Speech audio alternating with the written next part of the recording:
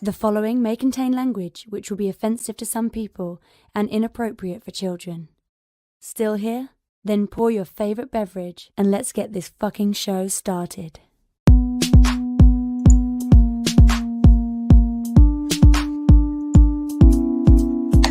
Fantastic Forum, assemble!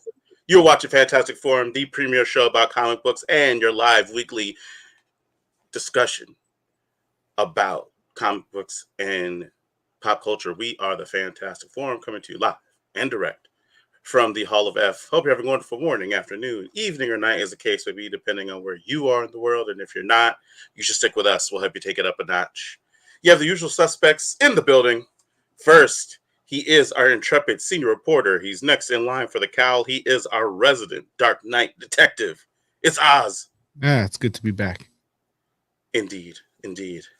Next, he's the backbone, the pillar, the strength of Fantastic Forum, our nigh invulnerable brawler and resident strongman, Moses Magnum. I don't feel good. Oh, that's what I should say. Oh, just having you say. I was going to try to say something in Spanish, and then I was like, you don't speak that. Don't do that. You don't even have the words. I can give it a shot, but I was like, nah. Let me just leave that alone. It's okay. I was like, I'm still here. Look, like Oz put his hand up, like there's a wife in the studio. I'm just making sure. You said a wild wife has appeared in the studio? Yeah, I'm out of Pokeballs though. I can't. The other catcher. Catcher. I can't. Here, I have mushroom. Tell her come on camera. Say hello. No. I won't get through the way. Smart man. Wait, Smart man. Off the thing. As for myself, my name is Lawrence Young. They call me Mary Young. Welcome to Fantastic Forum. Shout out to Jay. He wasn't able to make it today, unfortunately. But Jay's out there doing the Jay stuff. Jay things. So but either way, we got a great show for you today because we are going to be talking to you all about Black Adam. So if you have opinions on that, we would love to hear them because you're going to hear ours. So we'll be talking about Black Adam today. We also are going to be talking to you all about Batman and Superman, Battle of the Super Sons. That's the title, correct? Did I say that right? Yeah, Battle of the Super Sons, one of the latest DC animated films that came out. And we're also going to be talking to you all about Batman, Gotham Knights, A Gilded City. So we got, couple movie reviews, comic review, and of course, whatever else it is that you all want to talk about. And we'll tell you how you can get down with Fantastic Forum to let us know what that is in just a moment. But before we do that, I want to make sure that we thank Mr. Scott Rubin, because without him, this entire show would not have happened. So thank you, Scott. Hope you're doing well, good sir. And yeah, gentlemen, it's good to be back. I know we took last week off, unfortunately, but I blame you. I'll take it. I'll take the blame. I mean, I was definitely a part of that. I couldn't make it. But it seems like a few different things befell us all last week. So it made sense to not do the show. I still haven't seen Black Adam. Are you serious? Oh, Yeah. I know you've been pretty under the weather. Oh, yeah. It's not as bad as Emily, but yeah, I've been pretty under the weather, as you say. I feel bad. I feel bad that Emily's not doing good. Yeah, Giving her a long distance hug. Now you might catch it. No hugs for you. No hugs for you. You're among the infected now. Yeah. That'd be a good horror movie. What? Where you give hugs to people and catch a disease? Like you have to actually hug people to get past on the 7-day curse, dying curse, the Sadako. I hate Sadako too. Yeah, him too. Yeah. Don't listen to my dreams. Don't listen to your what dreams? My fever dreams. Oh, got it. Got it, exactly. But look, we are happy that you're here pushing through, Mo. I kept thinking like last night I couldn't sleep because I kept dreaming in my weird lucid, maybe not really fever, but I just kind of not sleeping fully. I kept thinking I kept drawing a Thanos card in Marvel Snap. I don't know what that means. Say what you say. You don't know what that means, Oz? No, like does half his deck disappear? I don't know. No, I don't even. I've never seen a Thanos card in my life. Oh, You I've seen it. It's awesome. You draw the Thanos card, and your opponent has to give up half his hand. That would be actually pretty cool. But the Thanos card is actually much. Which if you're watching the show and you haven't messed with Marvel Snap yet, you should mess with it because it's pretty fun. Video coming soon. Not sponsored. Hashtag not sponsored. No, it isn't sponsored because that thing pops up on like my phone so often. I hate it. Have you tried the game though? No, because I'm tired of seeing the commercials so much. Why would I play the game? No, if you're gonna subject me to something that much, I'm not gonna. Like, now you're trying too hard. You should at least give it a shot. I'm gonna start sending you all my screen caps. Wait, so the Thanos card, right? What it does is when you draw Thanos, it puts the 6 Infinity Gems into your hand. And I'm sorry, not into your hand, into your deck. Well, actually, you know what? I'm not sure. It could be hand or it could be deck. I don't remember which one. Well, but the fact of the matter is, hand, so it would go. But the fact is, each card or each stone has its own card that does different things when you play it. And if you play all 6, then Thanos gets a whole bunch of extra power when you play it, which the card's already strong. It's like maybe I think maybe 8 power or something like that. Okay. But I don't remember how much it gives because I don't have the card. I've just seen it. I feel like maybe it's like an extra 6. Maybe it gives you if you get all the stones. If you have Thanos and all the stones, stones, you should win, right? You should win until like the next game. I mean, if it's like the comic, you could lose the next turn. That's really true, which is funny, man. No, man. Look, the game. Like, if you're a fan of Marvel comics at all, you should mess with Marvel Snap and don't get me wrong. It's like it definitely has like. There's some aspects of it that definitely you can tell are like a little bit of MCU kind of influence stuff too, but very little. Actually, I just thought about that. That'd be a cool mechanic. You get all the stones and Thanos, and your turn ends. Your opponent gets 2 turns. If he can't win, you win. Done. Oh, that would be actually really cool too.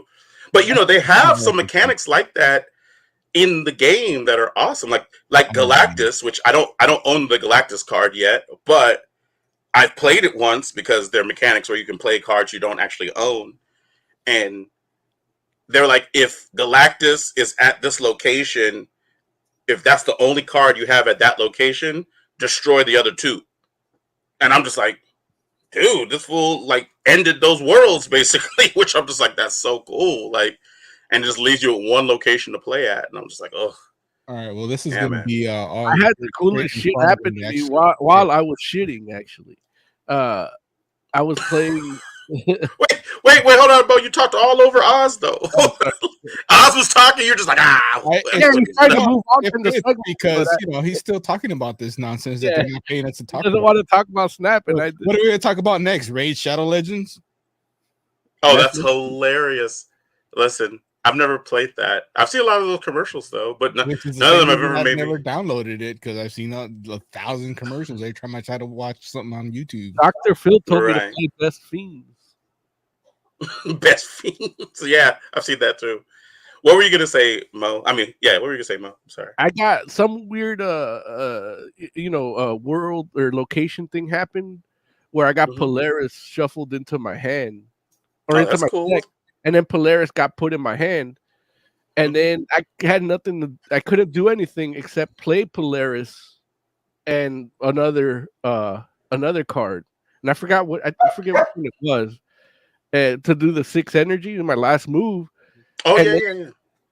I guess the other dude played whatchamacallit, Scarlet Witch, and it turned that location into the one that shifts everything to one side all the Yeah. way, and that actually ended me like winning. Like I was losing. Oh wow. And I'm like, man, that fucking Polaris saved my ass. I was Mm-hmm. like, man, that's such a crazy little mechanic of the game too, where it's like, Yeah. I thought I was, it could have, it was looking pretty head to head, and then until that happened, I was like, wow, all right, that's kind of cool. And then the other thing that happened was where you get every time you play a card on that location, you get a copy of it in your deck. And we just kept battling Electras for like 10 minutes. Yeah. Just Like, assassinate back and forth. just different Electra. And I guess the guy knew what I was doing, because I'm like, yeah, fuck it. Like, if I'm keep getting it, I'm just going to keep playing it. And it kept Yeah. popping up to the point where all we were playing was just Electras, like, and then we just kept playing. I was That's like, it's so funny. fun just to fucking kill Electras. Yeah. Yeah, no, man, it's a cool game. I honestly do think, Oz, if you played it, you would like it, but I might be wrong. We'll see. We'll see. Did we We'll never tell know. the audience doesn't know if we can call yet or not? Oh, right. No. Look, please, like, feel free if you want to be part of the show. Fantasticforum.live. Hit the call-in button. You can have the coveted 4th spot. Wow. You know, our interns have a union, and you're just doing their job like that, just taking it like that. Oh, I'm Hey, sorry. we're gonna get grieved. You're Again. right. At least You're this time right. we didn't touch him. What's He's Tiger not- what's Tiger Claw talking about? He said, did the Marvel Snap ever made you snap? Literally, just snap. No, Now, is he talking about actually snapping, or is he talking about like mentally? I don't know, but I'm just gonna say no. He No, said, yeah, the right answer is no in either my way. voice for this game that I keep seeing commercial after And commercial then after commercial. Alphonse says, happy anniversary from me and Jazz. Mo. That's to me. Yay! It's our wedding Happy anniversary, Moses. Like someone named Jazz, or the music. No, his wife is named Jazz. Oh, okay. Yeah. Oh, you never met Alphonse and Jazz, huh? I've met Alphonse, Yeah. I Yeah. think, but it was at the no wife's meeting. Yeah. Wow. No, ma'am. No. Well, they call it Comic-Con now, but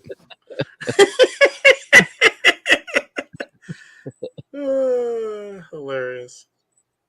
So, all right, cool. So, do we want the intern to Oh, yeah. do We their got thing? I could do that. Yeah. Want to get in on the action? Call Fantastic Forum on Skype and join the fun. Too shy to call in? That's okay. You can join the Discord chat room available at Fantasticforum.live. Join the party. You know you want to. Join the party. You know you want to. Fantasticforum.live. That's where you can also watch us if you're watching on YouTube or Twitch. You know, of course, hit us in chat. We've already inserted a few chat comments, so we don't have to keep doing that necessarily. And you can buy merch. There you go, at fantasticforum.live as well. So I'm looking at Derek. He says StreamYard is showing the show is offline, which I don't know Did you what fix that the means. link? did you update the link? I'm sorry, say what? Did you update the link on the link tree? Pretty sure I did. Yeah, for YouTube? Yeah. I'm pretty sure I did. So it's like, yeah. If I can. Like, how did everybody else find the show if I You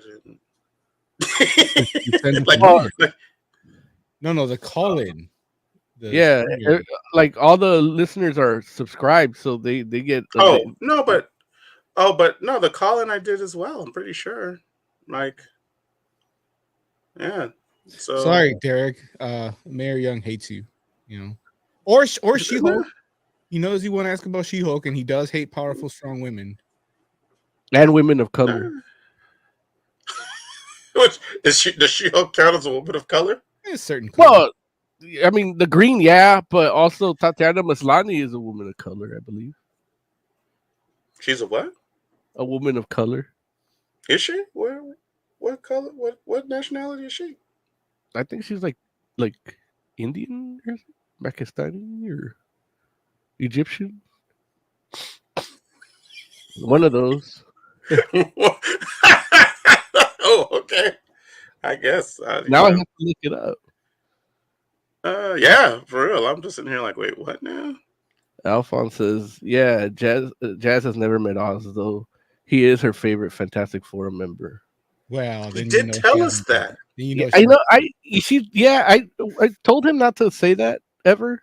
Like, I was just as shocked as you were when he told me. I was like, what? Oz? No one likes Oz. yeah. No. No. I was like, Oz? It's like that. We have the right wing version or the right wing portion of our show that never says anything to us. They only talk to Oz directly. No. Yeah, we never mind. I know. There it is. See? Conspiracy confirmed. I just got to beer. But yeah, man. So yeah, I hope that the thing is working the way it's supposed to. Okay, our producer. If not, Derek, on track. let us know again. So what's Tiger Claw saying? He's saying, hold on. I was trying to check the No, wait, you got it. I can read Tiger Claw's thing. It says, so Black Adam, we got to hear Oz's thoughts on it. Is it a step in the right direction for the DCU now that James Gunn is in complete control of all of DCU in the foreseeable future? I mean, I feel like that's probably as good of a segue as any. I'm pretty sure James Gunn didn't have anything to do with Black Adam, though. No. I'm pretty sure he didn't.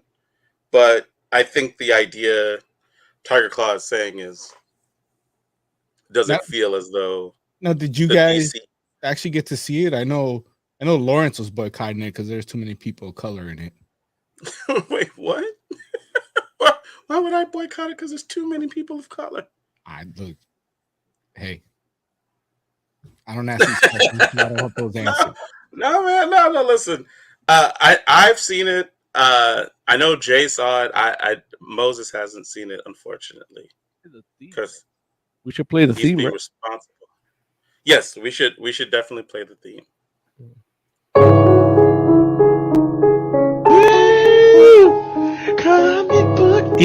Comic book theater.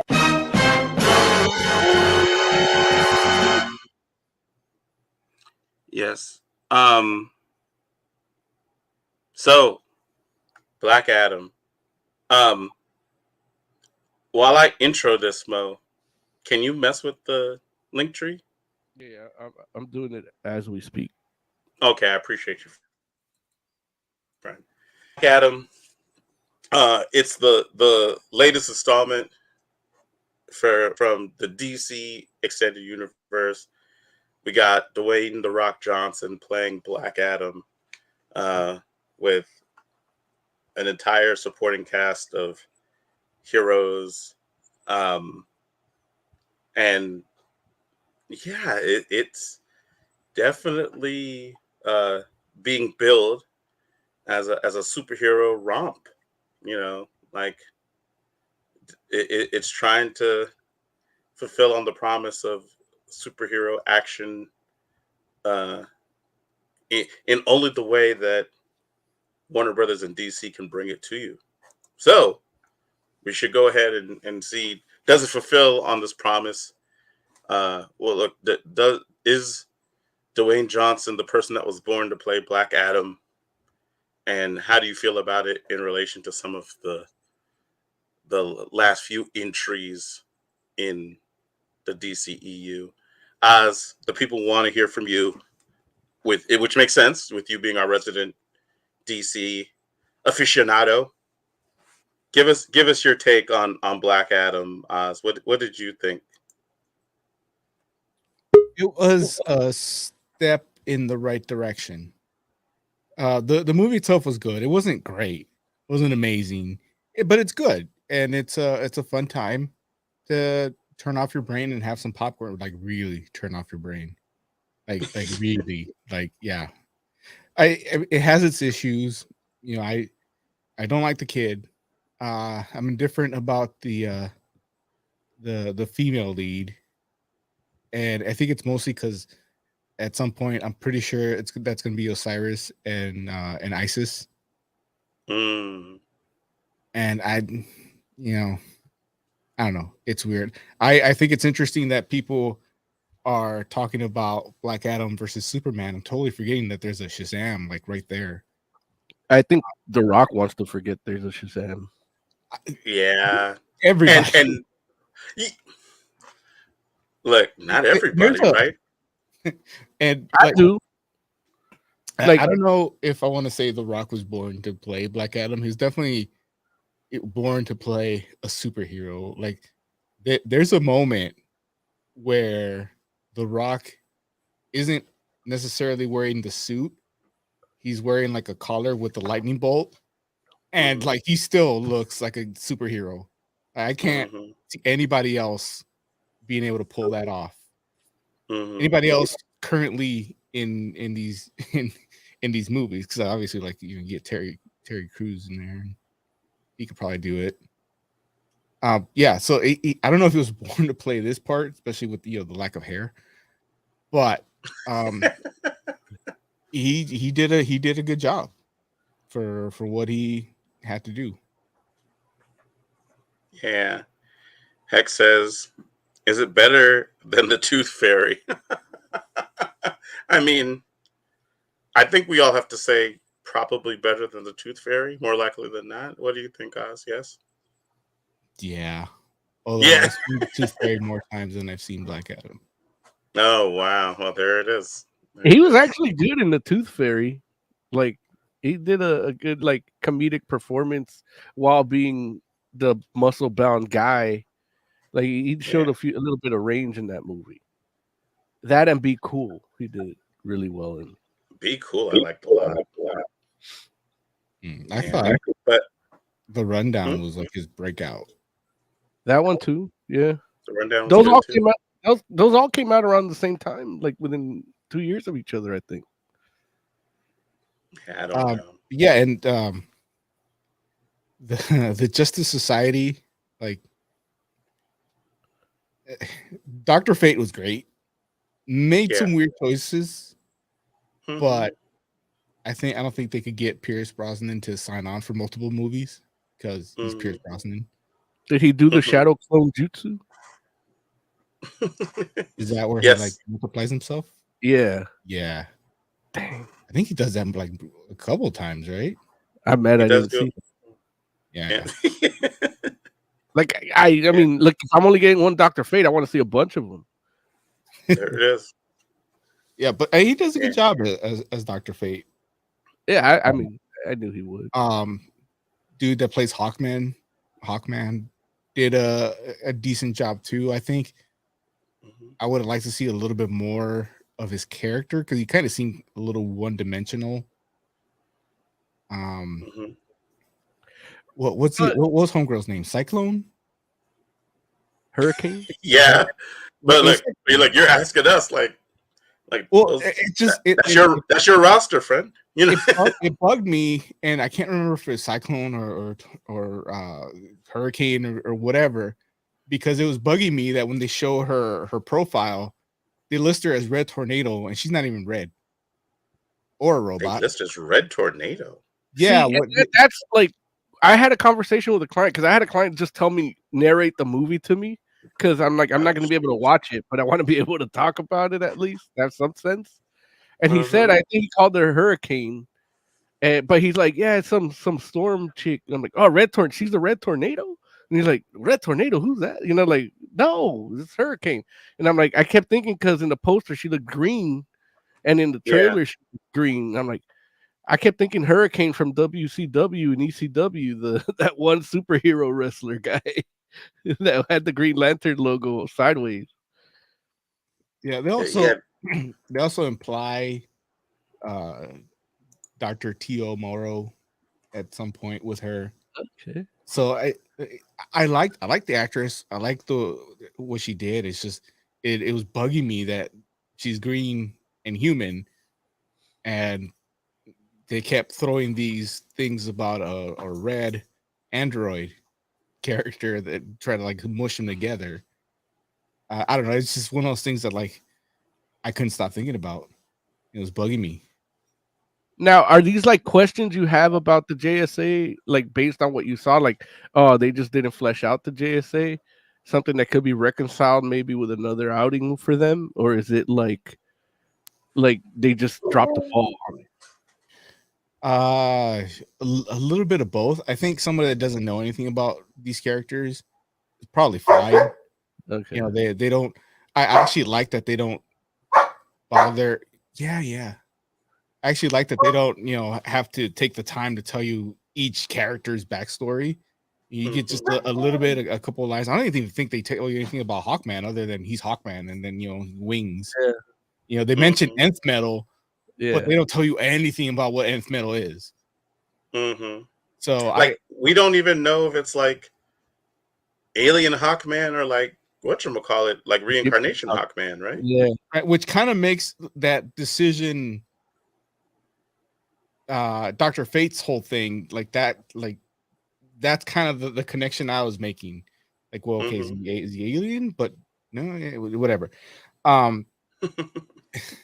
Yeah, they don't tell you a whole lot about him, and I think I wanted a little bit more just because I know a little bit more, and it's one of those things like when I explain a character to somebody, I have to go into a little bit of backstory, and so I feel like someone who doesn't know these characters is gonna like, well, who the hell is that person? Why do I care about them? But that's really like I gotta ask somebody that doesn't know, because that's just me. When somebody asks me, "Hey, who's this guy?" Then I start telling them about, oh well, 3,000 years ago, blah blah blah, right, and get into all of that. So now hearing it from someone like me, I heard it from someone that hadn't seen it, and he was like giddy about it. He liked what they did with everything, like even how you said that they didn't go into too much of these characters' backgrounds. He said like he felt because he enjoyed that aspect of it. He didn't feel like he was missing something because he's watching a Black Adam movie. Like they're supposed to be a little like unknown to us because we're just here for Black Adam. He just happens to be fighting them, and but that's just his. Now I'm using his perspective because I have no perspective here. not yet, at least. Aside from I bought my collectible cup in advance when I went to see Halloween Ends because I'm like, I'm sure I'm gonna come see it anyway, but they'll probably be sold out, and I don't want to be a sad nerd this time. So. Well, I mean, I guess Lawrence, you don't know anything about DC. How did you feel about this movie? Wait a minute, I don't know anything about DC.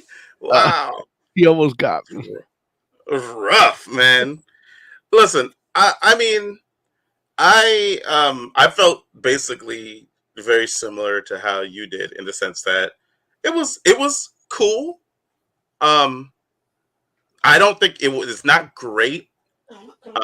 I know that, and here's what I can say is, if you're a DC movie, or if you want DC movies to be good, I get why this hypes you up, because it is one of the better. It's definitely on the upper side of DC movies, where you're like, okay, you're like, if this is the middle, you got the bad ones below there and the good ones above it. It's definitely solidly above the line, but it's interesting, because what I will say is this is, I feel like this would have been a far more interesting movie if they had went like full Black Adam with it, and like let this be a villain movie. And obviously we know Warner Brothers, under the right circumstances, are willing to do that, because you have like Joker as like a comparable kind of. You got to say it right, Joker. right. Because if you got a villain Black Adam, it'd be like a black guy named Adam that is like villainized. You know, Well, like, listen. All I'm saying is, if you make Black Adam edgier and really like lean into the idea that he's not a hero, then it might have come across as a different movie and been a better movie, I think. However, I don't even think that that's Warner Brothers or DC that's the fault for that. That's The Rock. Like, The Rock doesn't want to be the bad guy. He wants to be the hero. He wants to be the like, you can be the star and not be a hero. Like, that can happen. But I don't think that's like The Rock wants to be the leading man, And so, and hence why I think, this is why you have him pushing, I think, that potential like Superman, Black Adam kind of thing where, he's like, hey, like, that's the level he wants to be at. And, it's like, that like when that happens, that's going to be like, yeah, they fight at the beginning, but by the time we get to the end, these fools are going to be best of buds. Stupid because everybody's like, man, when they told me about at work about the Superman coming back in it, and it's like, yeah, and nobody on the planet could take on me, and it's like, well, that's why we're getting somebody from another planet, and and it's Superman. I'm like, that's retarded. She's a fucking idiot. Yeah, and it's like, that? I said that because why? Look, Superman's weakness is magic. Yeah. So she doesn't know that. Yeah, because she's a fucking idiot. She should have done better research. How would she know that? Needs to do better research. Like, he hasn't fought any magical people. It was my way of telling the people that they're idiots for being excited about it. Because they really, like, you should have, like, because they love the Shazam movie. And they now it's like, well, how's that guy gonna fight this guy? You need Superman, because Henry Cavill, even after Superman, now it's gotten even bigger. He can take on The Rock cinematically, like he could look like they could throw punches around, and it's like Zachary Levi and his fake muscles can't do that shit. Like, they can't even pull that shit off, like, on green screen, or like. I don't even understand like how you make this Black Adam movie and even try to like make it seem as if it takes place in the same world that Shazam movie takes place. Yeah, but they did. Because like I have no interest in seeing Zachary Levi like even stand next to that version of Black Adam. I had no interest in Zachary Levi ever being in anything I wanted to see. Even when he was a Warriors 3? He wasn't like, he's like whatever there. Like, it's not, if I'm watching a Journey into Mystery movie and it's a Warriors 3 story narrated by the Rock guy, Dwayne, I'm not gonna like be like, man, this is Zachary Levi's in he's what Hogan or whoever the fuck he was. And I was like, this is not gonna be good, Yeah. I guess it goes back to what I was saying with they don't explain anything. Eternium. Like, I'm assuming it's a piece of the Rock of Eternity, right? But they don't like, they just say there's this, it's like in Black Panther with vibranium. Like, well, there's this mineral that grows that's only in Kahndaq. Do you think that's the Rock of Eternity? I think it's a piece of it. It's stones that they say that they call Eternium, and they have magical properties. So it's because they told me that about the Eternium and that being the weakness, kinda, and I was like, yeah, that's a bad thing they did there. But I'm like, all right, I'm just gonna go with it because I guess it's the best we can hope for from DC at this point. Hold on. Speaking of going with it, like, same thing. When I saw it, like, okay, well, I'm gonna roll with it, see what happens. and then it has no effect on the plot whatsoever after that. Like you see it once and then done. Like we forget about it. It's not even like whatever. So that means weird addition. Even if the Spectre comes and destroys it, like there's really no point. That'd be wasted budget. They could probably use it for something else, but it's like in this movie, they show you it can hurt him, and then you never see it again. Like it's done. Yeah. We do have a caller real quick. Let me bring in towards the end, by the way. Yeah, but he's gonna derail it. Just gets really no. He's gonna talk about Black Adam, or at least look. I'm gonna make him talk about Black Adam, or at least for now. Like even though, see, like if the more we talk about this, the more it's gonna mess up the thing. See, like, like we should have just let it. I caught myself. Okay, there. Derek, you are the fourth member of Fantastic Forum. What did you think of Black Adam, friend? Hey guys, can you hear me okay? Yes, we can. You sound great. Oh, cool. I never think this stuff's gonna work. I don't know why I don't trust technology. Especially when Larry's involved.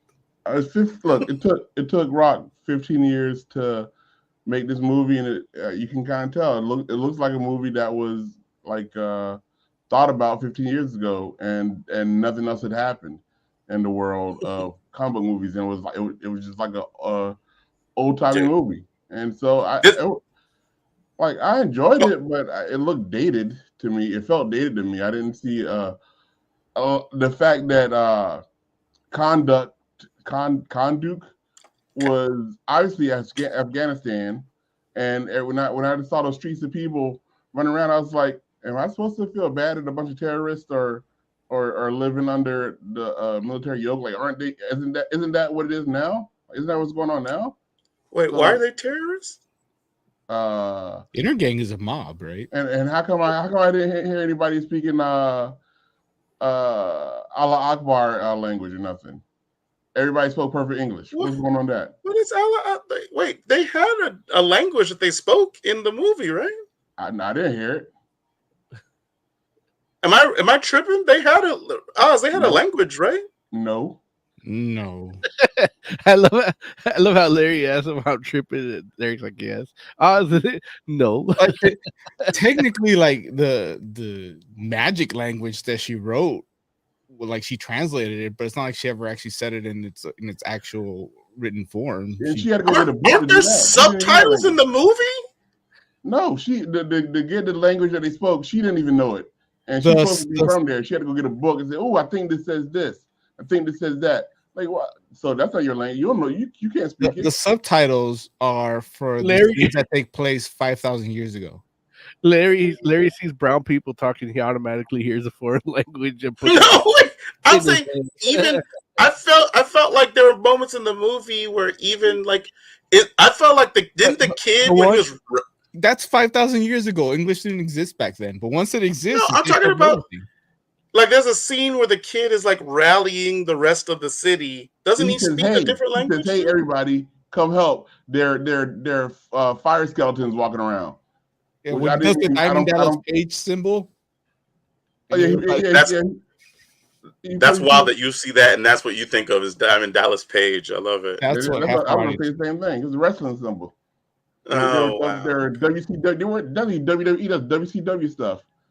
I was thinking like Rockefeller. I was like, it's The Rock. The Rock's in the building.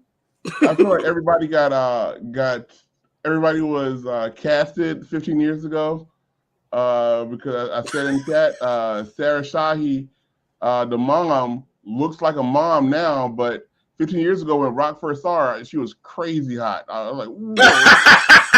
And she ain't got no more. Now she's good looking, but she's a good looking mom lady.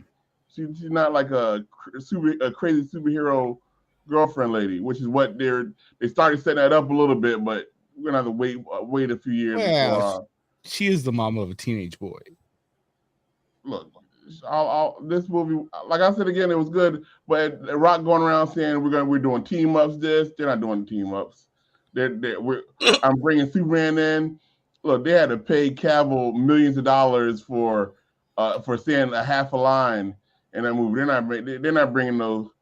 They're Well, not He bringing. gave I us The think Witcher.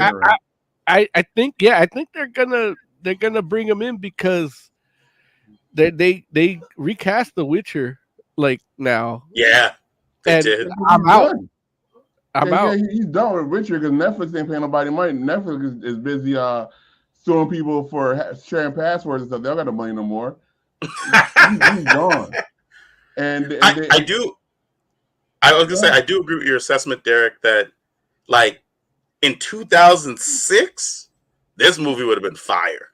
yeah, Like we would have been like, wow, DC is doing a whole different thing now. Like in 2006, it would have been fire. But looking like yeah, Marvel.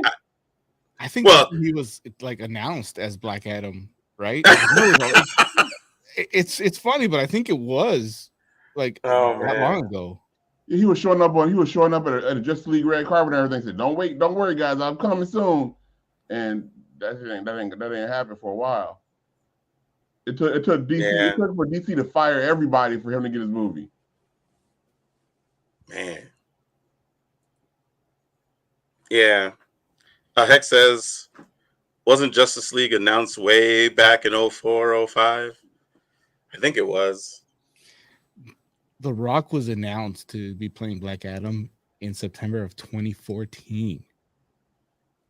Yeah, it's a long time. DC just slow. Hopefully, the Guardians of the Galaxy guy will speed stuff up, get stuff moving over there a little bit quicker. Because right now it'll be we're not getting a Flash movie anytime soon. Now, thank you. You don't think so? No, come on. What, did I get announced that we're not getting that Flash movie? I'm announcing it right now. We are not getting a Flash movie. He does live in a Flash movie. That movie's done. He knows, right? You're getting a Jimmy Olsen Batgirl. Superman style movie before you get a Flash movie. It's gonna be. They're gonna show it the same double feature with Batgirl at some comic shop. Oh, jeez, man. Officially, I feel June 23rd, but I mean, we've had how many official dates at this point? Yeah. You know, it's interesting because I will say that you know, like there are definitely moments in this movie where I'm like, okay, this feels very Black Adam like. But then there's other moments where it's A just lot of like it was Iron Man 1 like when he was fighting the helicopter and everything. I was like, I saw this before. yeah, I mean, there's some of that, but I don't know. I mean, I feel like Black Adam doesn't fight like how Iron Man fights. So, you know, like Really? one thing they What did. did he do? Did he grab like? Because Iron Man does the repulsor ray, maybe catches a missile, throws it back. Mhm. What does Black Adam do? Electrocutes people. All he has is electricity, which is worries me why everybody keeps saying that. Oh, he's Superman's equal. Tyclops says it. Not everybody, but Tyclops says he's equal to Superman. Like all he does is shoot electricity. That's it. Just put on some rubber shoes and you're done. And you beat Black Adam. Like there's no way he can beat Superman. I mean, Black Adam is really strong. And Like he's almost as strong as Superman, I would think. how many bodybuilders do you see in UFC? Zero. That's because they don't have anger issues and like men. Moses. Look, but no, I mean, and it's true what they say, where it's like what Mo brought it up earlier, where it's like Black Adam is powered by magic, and Superman's vulnerable to magic. So it's like, well, that's what does that mean? Superman. That means that when magic. So a Black Adam. I cannot. A Black Adam punch actually hurts Superman. That's my weakness. You don't see a milkman can't beat me up. I will beat the crap out of any milkman comes over here. Just because mean that if a milkman squirts all his milk all over your face and it goes down your throat, and then he outruns you for about an hour, you'll be paralyzed with shits. Okay. So if he shoots milk on me, some of it goes in my throat. Then he waits an hour. After I beat him up for an hour, And then I have the guy say, "Oh, my stomach's feeling a little bit iffy." Then automatically I gotta put up an L. For yeah. Like it's the worst comic book fight ever. But yeah, that's it. No, but let's say you're deathly allergic to contact. Like, let's say you're allergic to pollen, like deathly or shellfish, or peanuts. I could defeat you with a peanut butter sandwich. I just throw, peanut oil in a squirt gun and just throw it in your face, and you're dead. And it's like literally, like you just hear fatality, like no perfect, flawless victory. You know what I mean? If weakness is magic, then how come Darkseid didn't beat him? Because Darkseid's not magic. Yeah, he's math and calculus. He's a god. It seems like magic to you, the layman. And also, how is Dr. Fate not a sad low rent version of Doctor Strange? Because they both got the same move, except Dr. Fate can't make his work without his little helmet stuff. I'm gonna make a bunch of me. Like Doctor Strange did that to Thanos, and that didn't work for him. Look, you call it low rent. I just called it 2 awesome books I read a month. Like, when I was a little kid, I'm buying Doctor Strange and Dr. Fate together. Like, to me, it was like the Superman and Shazam. Like, when you go into the history, like they were outselling each other. Doctor Strange at that time and Dr. Fate weren't outselling anything, but I would buy both. Yeah. And isn't Doctor Strange supposed to be a girl right now? It is, yeah. So why is there an old white man? No. Oh, you mean Dr. Fate's supposed to be a girl? Yeah, Dr. Fate. Isn't Dr. Fate supposed to be a girl? They go back and forth. I think there's 2 of them right now. Yeah, I think so. Yeah, okay, but it depends on where you're reading. Because it comes from the helm of Naboo, right? Yeah. It's not even Dr. Fate, it's Naboo. Yeah. Like the planet on Star Wars. That's some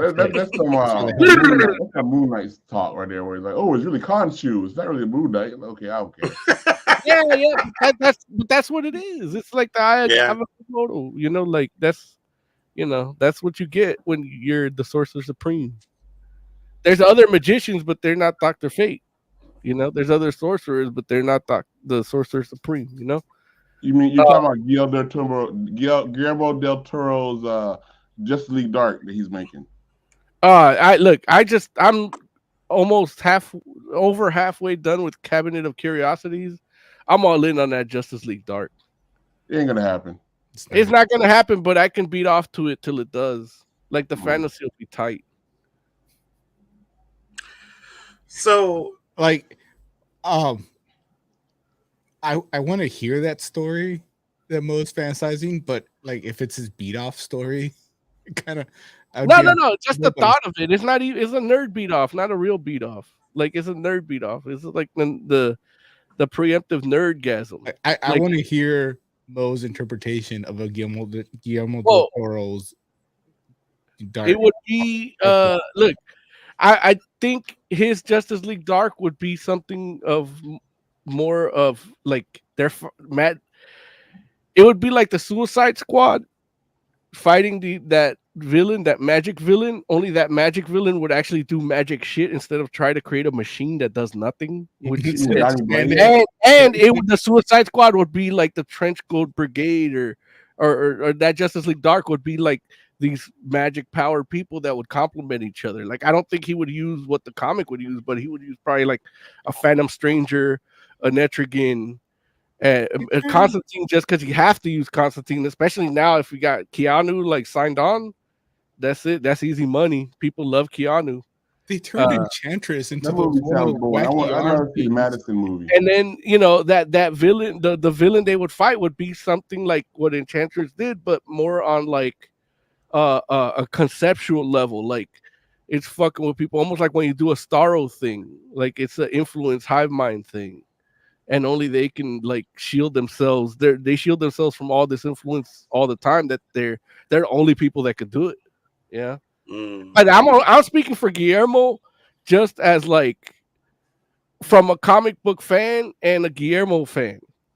But Guillermo has his. I'm on a first name basis because like he's a creator. The way his shit isn't just the concept and the story, but it's also how he executes it. The shit, like you watch a movie, like I know people hated Crimson Peak, but you watch Crimson Peak and it's the best executed bad movie you would ever see. If you think it's a bad movie, it's the most beautiful bad movie you've ever seen. It's the most loving, like it's not even like it's a horror movie, but it's like, man, this is kind of romance and kind of drama, like, and it's kind of like Jane Austen for horror, and it's just executed just so well. Like the effects are great, the pacing's great, the dialogue, the act's great, and he just pulls it off. Even he pulls off a bad movie better than good people pull off good shit 60% of their careers. Okay, one more question about this Justice League Dark. Do you go with Zatanna, Zatara, or neither? I would go Zatara. That's what I thought. Really? Yeah. He's kind of badass. Why?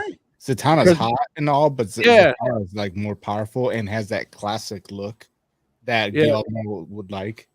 No, Yeah. but Zatanna has fishnet stockings, and that's gonna sell tickets. Right, but the thing is, and that's the thing, that's the problem with, you know, that's why you didn't get a Hellboy 3 at a Guillermo, you know, because after a while they're like, you got to do stuff that we could sell on Halloween. We can't make costumes to sell on Halloween at a Hellboy 2. Like, who's gonna be that Death Angel? Like, you know what I mean? Like, that shit was amazing. It was. The Golden Army, like, who's gonna be a Golden Army like grunt for Halloween? You know, you can't do that.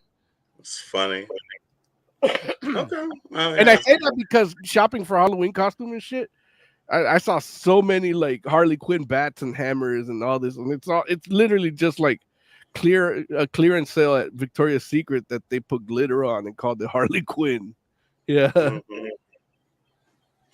So going back to Black Adam, I saw earlier, I think actually, Derek, you made a reference to Atom Smasher earlier, and but You mean the I feel like that character they threw in there to try to get teams to love it? Right.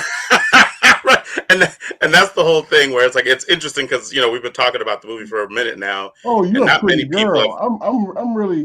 I'm really nervous around you. You're really hot. Okay. Oh, I don't know. My powers are working okay. Okay. And off and back. In reality, even though both Atom Smasher and Cyclone did some semi-cool stuff throughout the course of the movie, I honestly could have done without either one of them. Like, I wasn't a big fan of how did they get to be members of to the Justice table. Society? The girl's riding her bike up to the door, like a bicycle, not even a motorcycle, not even a bike, a bicycle, and she's a member of the Justice Society. Like, no. She could just be fit, though.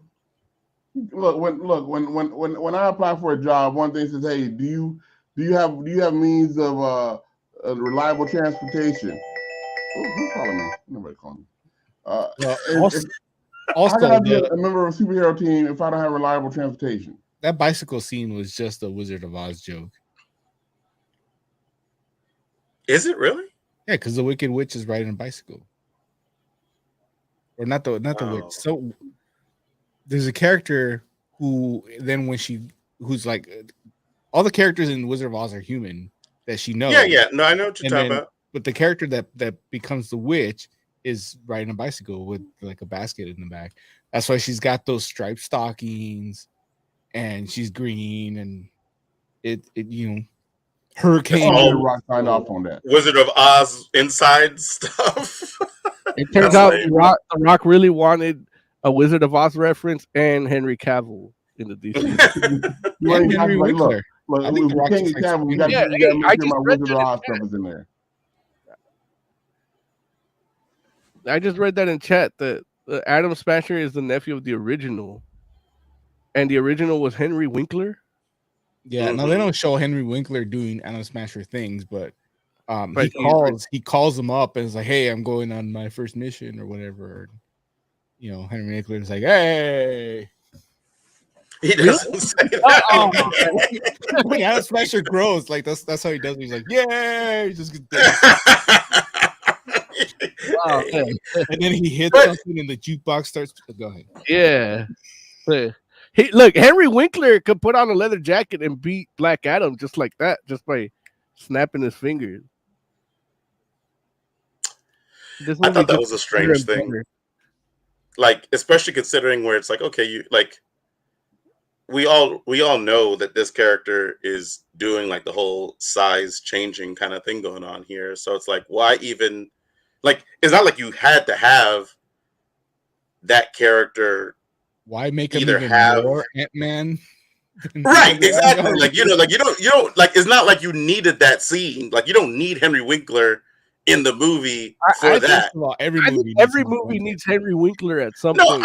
okay, I'm not saying I don't want him in it. What I'm saying is he doesn't have to be Adam Smasher's uncle that was formerly Adam Smasher to You're like right. again He like that could be like we're just saying like he could parallel it current even day more Adam to Smasher and get killed. Then his nephew takes He takes should have over. been a delivery right. man. They didn't need Henry Winkler in there. He He was should have been cast Shazam 15 the years Wizard. ago when Rock signed on. He said, "Oh, we'll get Henry Winkler too." And every year they're like, "Is he dead? Oh, well, he's still alive. Okay, well." And all of a sudden now they say, "Well, oh, he's alive, but he can't really move that well. So we'll call him on an iPhone or something." And that's what they did. They had him like talking to the phone. Like that's it. You don't need. You're right. He did not need to be in this movie at all.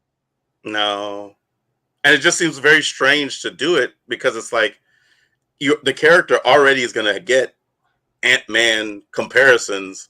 So why even give him more reason to be like, oh, that's just like, especially like when you're talking about mainstream movie audiences, it's like, yeah, like we know the history of the characters and who comes first and all this kind of stuff. But if you're just a regular movie goer, you're like, Adam Smasher. Not a single person in a theater that played over the weekend knew who Adam Smasher was. They're like, oh, it's a big guy. Okay.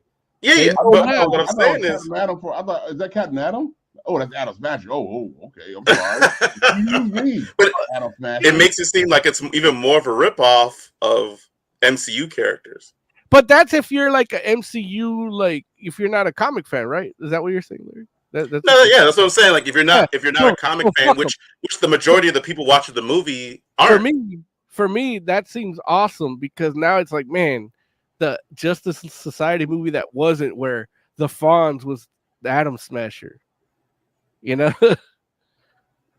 I guess I don't like. Why do we even want Henry Winkler to be Adam Smasher? It makes 'Cause I you, love it makes Henry you Winkler feel and Adam that Smasher. Justice Society is really weak because you realize that the Justice League never even thought about calling it Justice Society.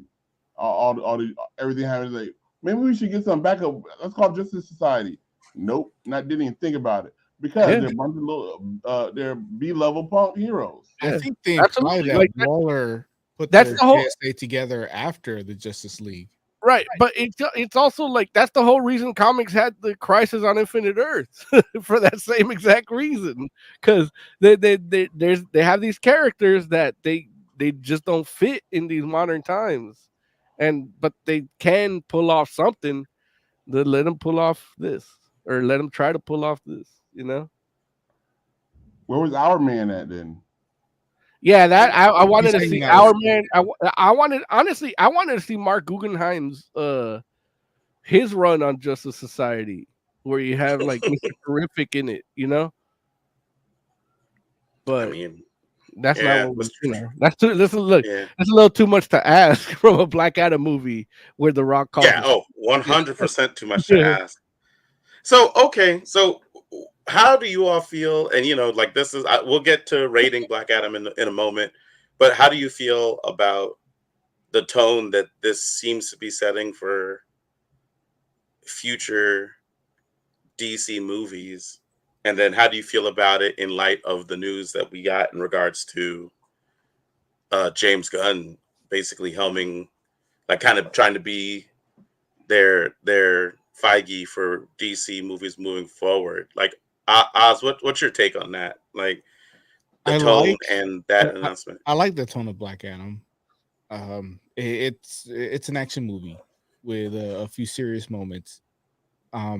How it relates to James Gunn, I don't know. I feel like James Gunn is going to try to introduce the humor like they did with the original MCU, and he hasn't done anything that I hate. Like I enjoyed Peacemaker way more than I thought I would. His Justice League movie was fine. It wasn't amazing, but it was way better than what we got the time before. Suicide Squad? Yeah. His James Gunn's Suicide Squad was better than the original one. So I like what he's done. I don't know if I want DC to try to get lighthearted. I would rather have it be more in the Black Adam direction. Where wait, the guy that the DC, the same DC with Super League of Super Pets, he doesn't want them to get too lighthearted because they're already there. Super Pets was deep and moving. No matter how hard what's his face Kevin Hart tried to be funny, he wasn't, and I appreciate that because I don't need comedy in my DC that movies. Movie's in canon. That movie's in canon. Now, wait, let me ask you this question though. Like, when you say, James Gunn's gonna try to do the comedy, like, do you feel like? I think one of the criticisms of the DC universe, and it got to the point that Deadpool was making the joke that it's so dark, and I think a guy like James Gunn tries to put humor in everything, and he might not. I don't know, but I feel like he might overcompensate, like for what they've done. I don't know. It's like putting white supremacy and peacemaker type of thing. Yeah, that was kind of funny. I mean, that guy kind of got what was coming to him. Right, but what the question I was going to ask was, like, when you look at James Gunn's Suicide Squad, it's like obviously that movie has light moments to it, but the movie has some dark moments too. It's more dark, than light. Yeah, like you could actually make a solid argument that it's not that, like, it's not dark in like the actual visualization of it, well, but thematically they killed an entire country in that movie. Thematically, like the themes of Suicide Squad are pretty dark, especially like when you get to the dramatic moments, like they get pretty heavy. Like it's when like when you think about like Flag and how he died and all that kind of stuff, it's like, I don't know, like is that and I don't get me wrong, I get 100% that there are silly things that happen before that and after that, but do you feel like that would not be a good kind of tone maybe for the DC universe in general? Like I want more action movies than either comedy or drama. Like I want stuff blowing up. I want superheroes doing superhero stuff. I don't need to see Zachary Levi trying to buy beer when he should be out, like, shooting bolts at people. But let's say like DC tries to expand, like you want somebody that can kind of understand what they're going for each property. Yeah, right? If they do, I mean, there's some groups that are just, Doom Patrol is one of those. The show is hilarious, amazing. And it's also dark. And I just watched the episode where you see the chick, like her backstory when she's dating the dude and he tries to turn her into a swinger, the Crazy Jane. I felt like I was walking through hell. It was amazing. I loved every second of it. Yeah, like there's definitely groups that you're gonna have that.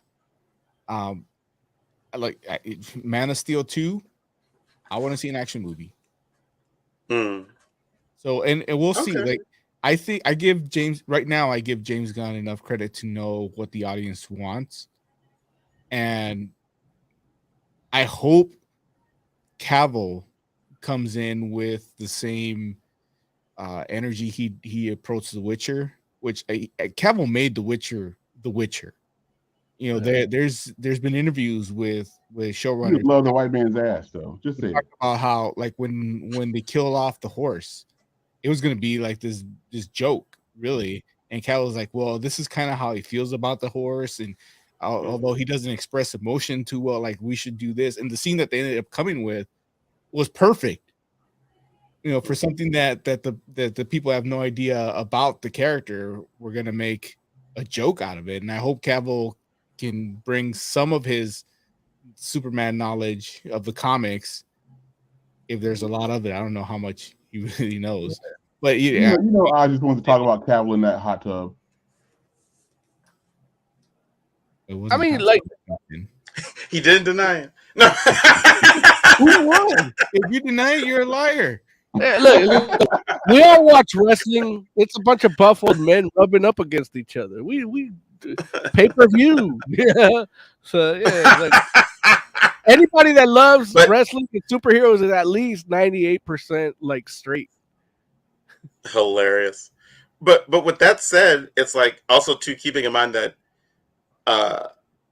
James Gunn is taking like more of a conservator kind of role for this, right? Like that doesn't mean it's not like he's gonna be writing and directing every movie. He's not by himself either. I'm hopeful, but I'm cautious.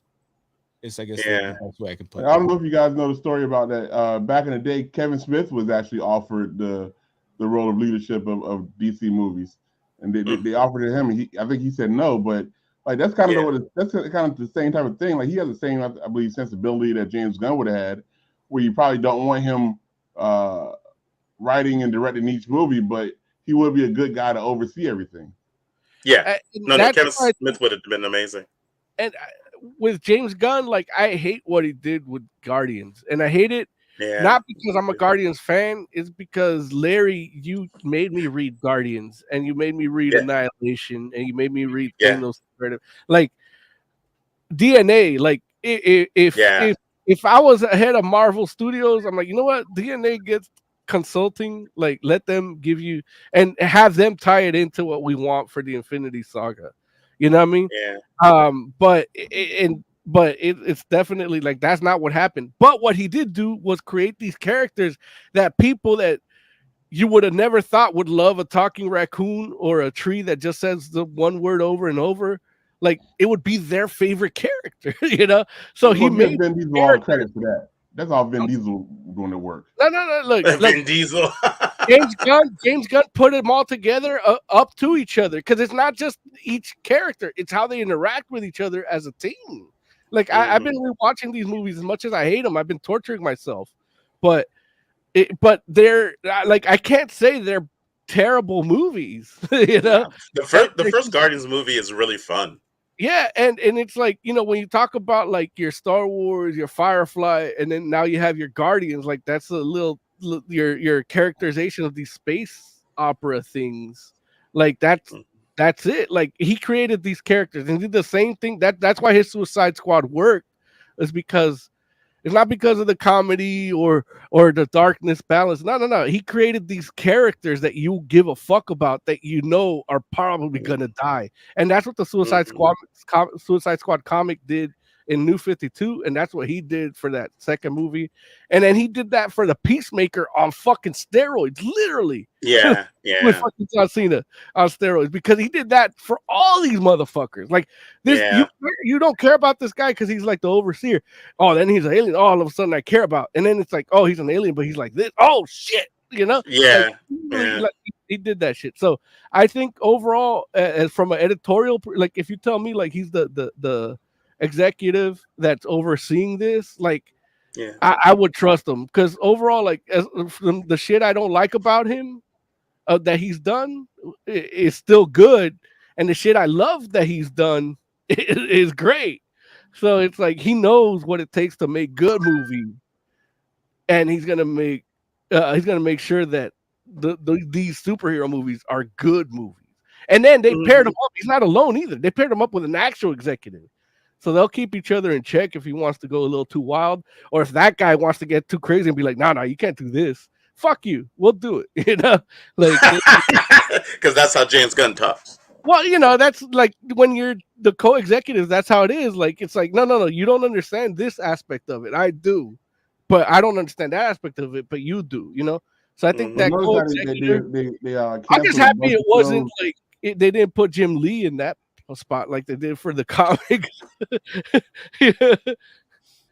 Notice that WB fired everybody before they brought in James Gunn, though, so he couldn't do too much damage. No. Well, they have to pay him. They have to pay him because he's not going to do that shit for free. You know, like he literally did he did two of the best DC post Snyder properties ever. Mhm. You know, and it's like, and then Marvel wants him back, and then they shit him out a little bit too. So he's like, hey, maybe I don't want to go back, you know. And so it's like, well, you can't forget the fact that is he a dirty racist or something? Is that why he got fired at Marvel the first time? He made pedophile jokes. Oh, he's a pedophile. Okay, No. He made pedophilia jokes.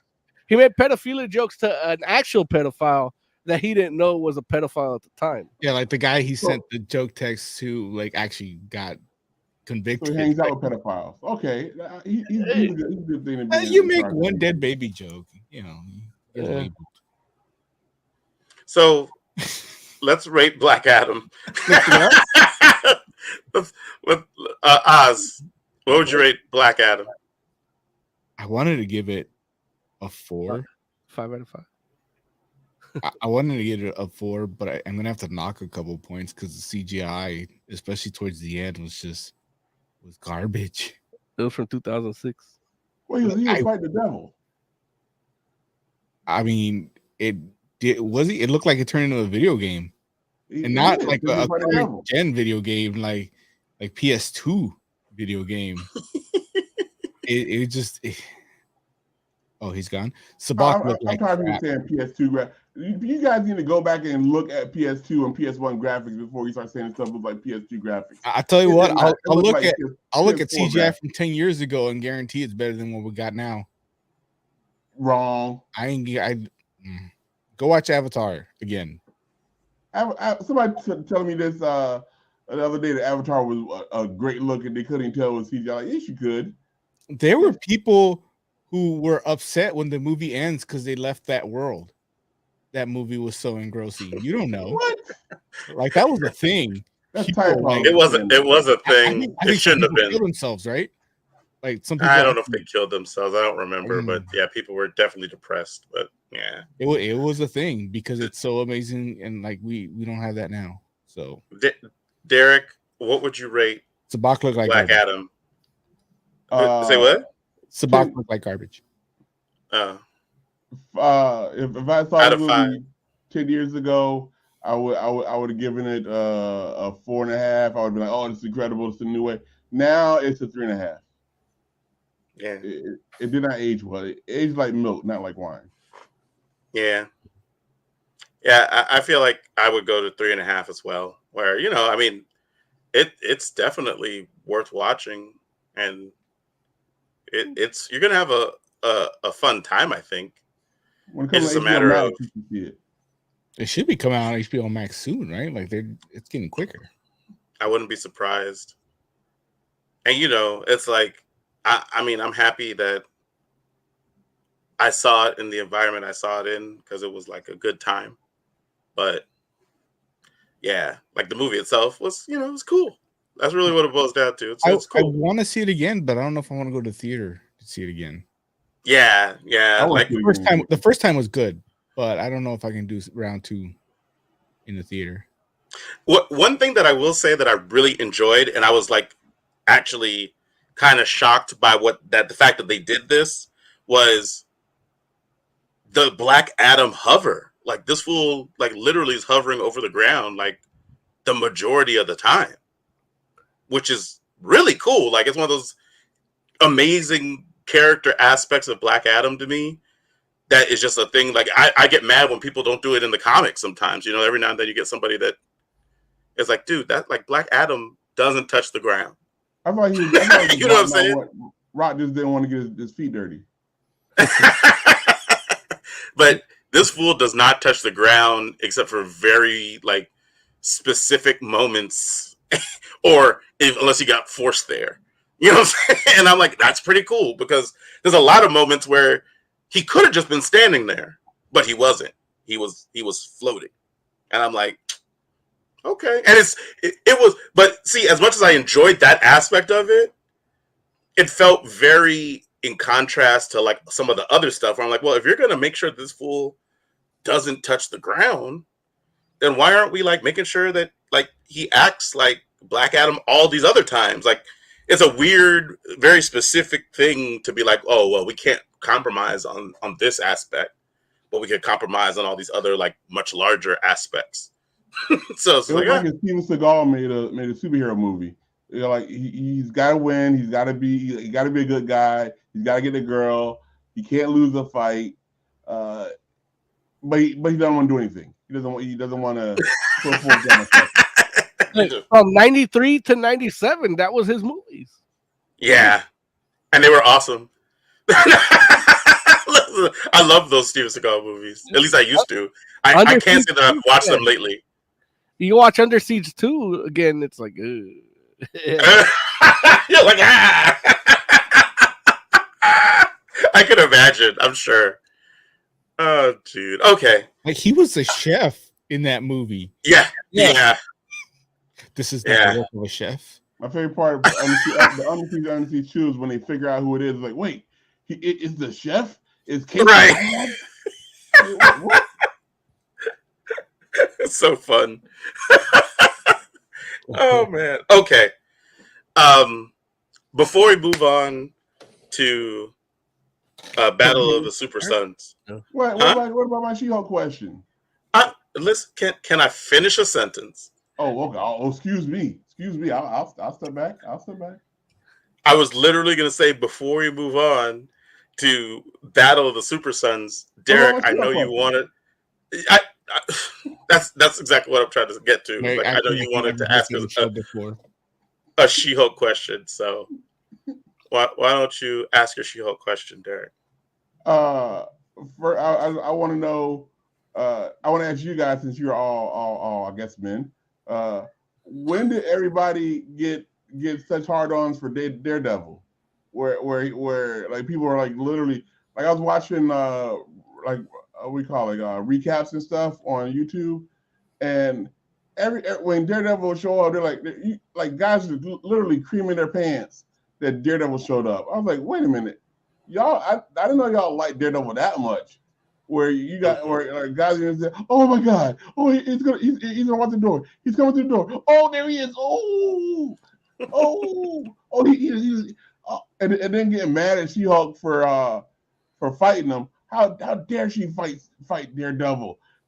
Daredevil's the smartest person in the world. Like, well, guys, when did everybody get so wet for Daredevil? That's what I want to know. What's the sound they made again, Derek? The hallway scene in season 1. The hallway scene. Oh, he's in the hallway. Oh, he's doing a little stick thing. Oh my God. Oh my God. Oh my God. It's so good. Oh, it's so good. Oh, God damn it. She-Hulk showed up. She messed everything up. Oh. Hey, you guys feel that way about Daredevil? I do, but I felt like that watching Ben Affleck's Daredevil do his thing too, like, because I'm just a Daredevil fan. I tell people all the time, get the director's cut where like it's actually Daredevil, not that crap that they showed in the theaters, man. Yeah. Oh, he's on the seesaw now. Oh my God. Oh, he's on the seesaw. He's fighting on the seesaw. This is incredible. Oh my God. Oh, you fighting on the seesaw? Let's see you stand on the seesaw and fight a hot chick. Okay. I mean, I do hear and understand where you're coming from, Derek, because especially as being like a person that, again, this is almost like it's almost like a lower key version of the thing that happened with Guardians, because I do feel like Daredevil generally was held in a certain regard, but he definitely wasn't most people's. No, like when people are like, who? That whole show was beloved. Like people reacted similarly when Kingpin showed up in Hawkeye. I'm not talking about TV shows here. I'm talking about comic book characters, like comics. And so I'm talking about like before Daredevil was a television series. Comics, please. Look, and this was like this is what I'm saying. Like angry right now. What I'm saying is it's almost like a lesser version of what happened with Guardians, because it's like Daredevil wasn't anyone's favorite superhero for a long time. And even like when Ben, say again, there are a couple of deaf kids that liked him a lot. Deaf kids? Yeah, they love Daredevil. Why do the deaf kids love Daredevil? Really? Because you're working up in your head why deaf kids love Daredevil. Okay. Because the blind kids can't see him. Oh, You know what? I take it back. I'm sorry, Larry. I thought he was deaf. I forgot he was blind. I'm just here like, why are the deaf kids Daredevil fans? Like, that's my fault. I got a little too excited there. Blind kids love Daredevil. I really thought it was. Woo! He's deaf. I mean, blind. No, I mean, no, I get it. Like, right. But I will say that, people with disabilities in general are just happy to see themselves represented sometimes too. I was disabled. I would want people to not be disabled. Like, I don't want this torment for somebody. I mean, but it doesn't necessarily have to be torment. It's just, sometimes it's just different. I don't know, man.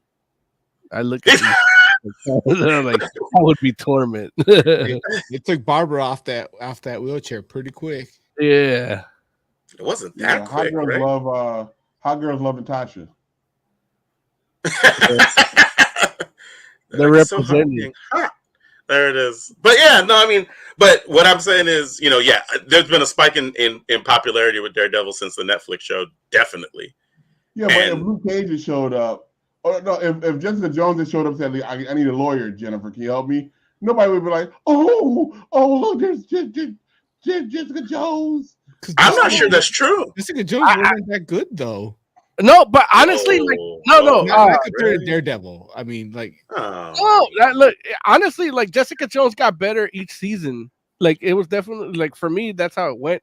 And if I would have seen Jessica Jones be like the friend instead of that witch chick that we think might be an Agatha, like, Mennonite person or acolyte person. Sorry, I got my ites wrong. But yeah, if it was her friend was Jessica instead of that little witch chick, I'd be like, ooh, like how Derek said. Yeah, but Jessica Jones like powers like switch up every. You never know where her powers really are. It doesn't matter. Like, I don't need her to have any powers. I just need her to be like She-Hulk's friend. Jessica Jones, her powers are only invulnerability and super strength. I never care about her powers. I just care that she's that little girl. She also has the power of projection. She flew once. In the show, she flew. In which show? The Netflix show? Yeah, she jumped from the city to a house. Yeah, that's not power. Flying. Yeah. That's jumping. In fact, if anything, that's what little Superboy does in Battle of the Super Sons, which is a great segue. Right. If you haven't asked your question yet, there. No, he asked his question. Okay, his question was. Did we answer? Yes. Like, when did people like? We answered it. We answered it. We don't know why, Derek, because they hate She-Hulk for no good reason. Derek H has been dying to ask a She-Hulk question, and it's a Daredevil question that he ends up asking. Yeah. And in the end, Derek, did you like the She-Hulk series? Oh yes, I liked it a lot. I thought it should have went more than. I'm mad now that this Andor thing. I thought last night was gonna be the last episode, but I think like 3 episodes left. I'm like, Jesus Christ.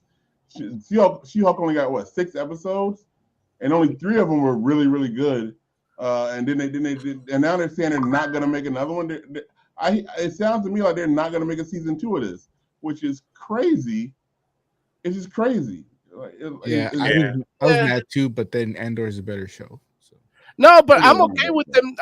If I get a good run, like just like She-Hulk comics, if I just get a really good run, I'm happy.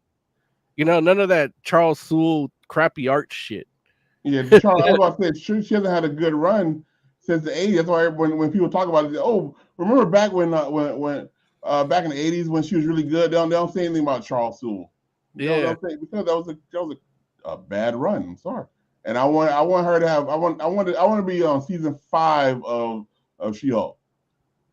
That's when I'll be satisfied. I get it. Yeah, like, I mean, the talent's there, the writing is there, the creativity is there, the performances are there, but I mean, the funding, yeah, The fact that they make fun of superheroes, basically, I like a lot. It shows that that somebody there understands that some of the stuff they do is just dumb. Yeah, Mhm. yeah, totally. That brings a lot to it.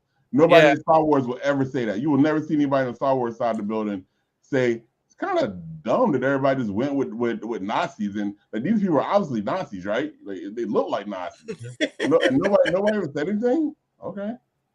Yeah. So Wow, Derek, why are you did gonna? George Clooney draw her like that? All right, Derek, man. Good hearing from you, man. I love you. We'll talk to you. Okay, I know what I'm being shut off. I got it. I Do you, got it. Like, do you? Okay, well I'll call back not next week. We got the next to talk about Wakanda Forever.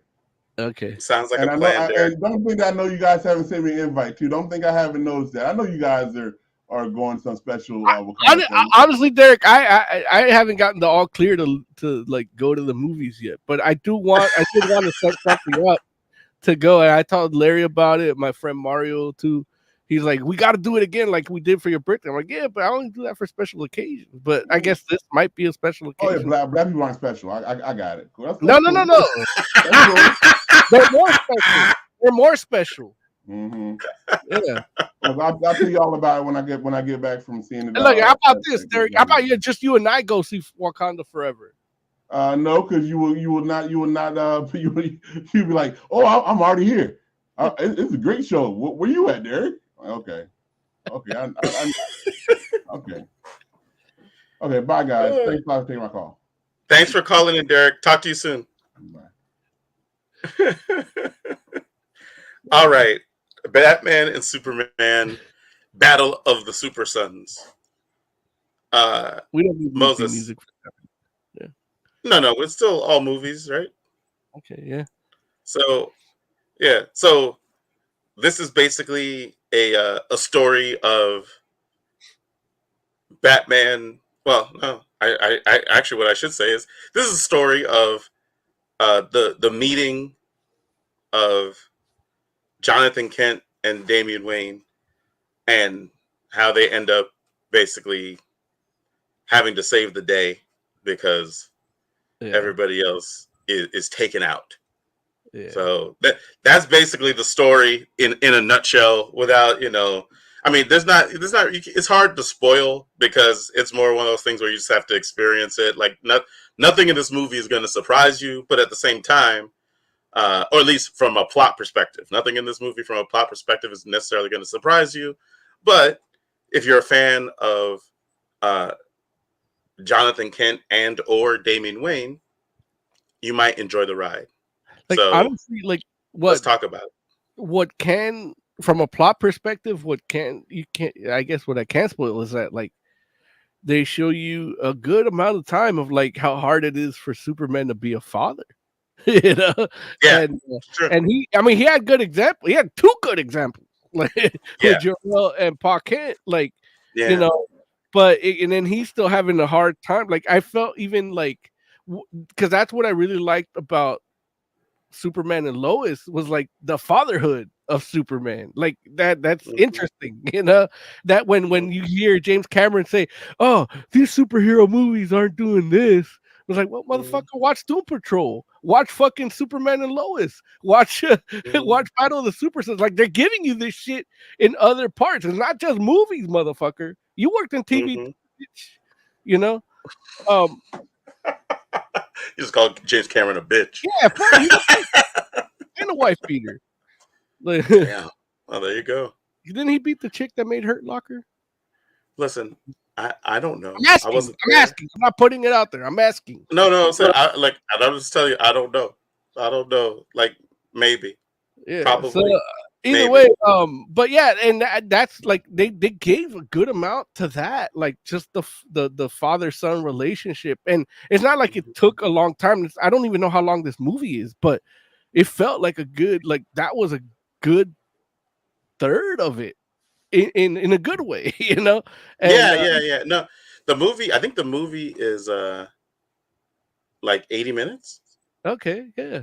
So yeah, I mean, it was like a good 20 easily.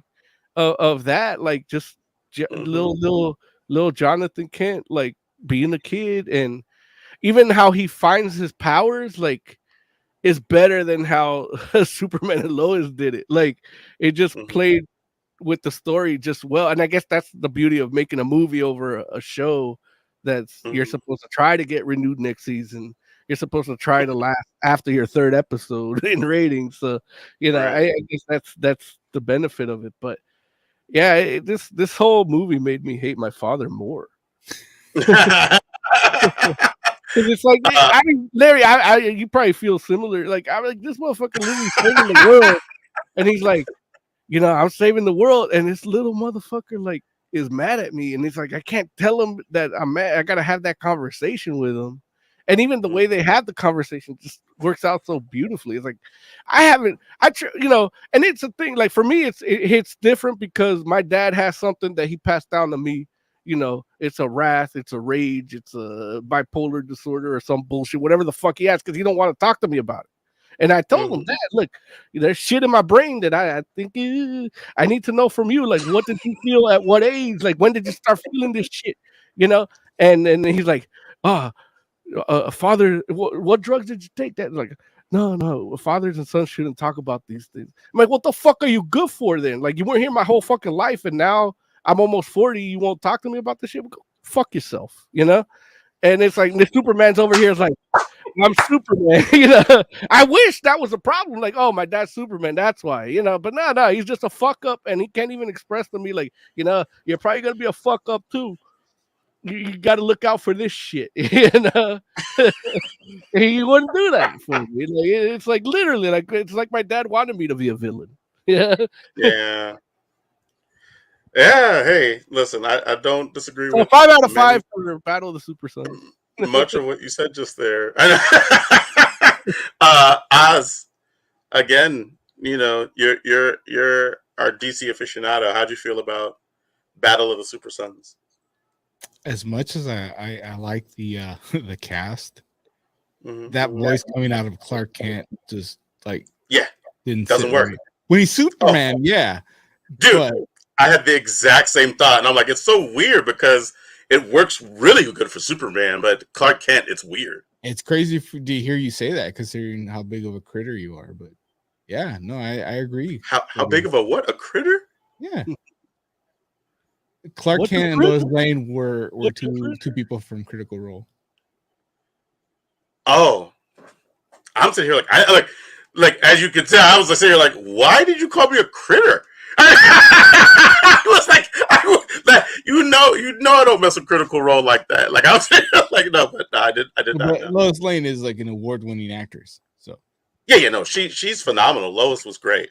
But the kids, overall, I liked this. There's a few things that bugged me, like how cocky Damian was when he should be more brooding, but then that only lasts like a few seconds, and dude had some epic hair like that.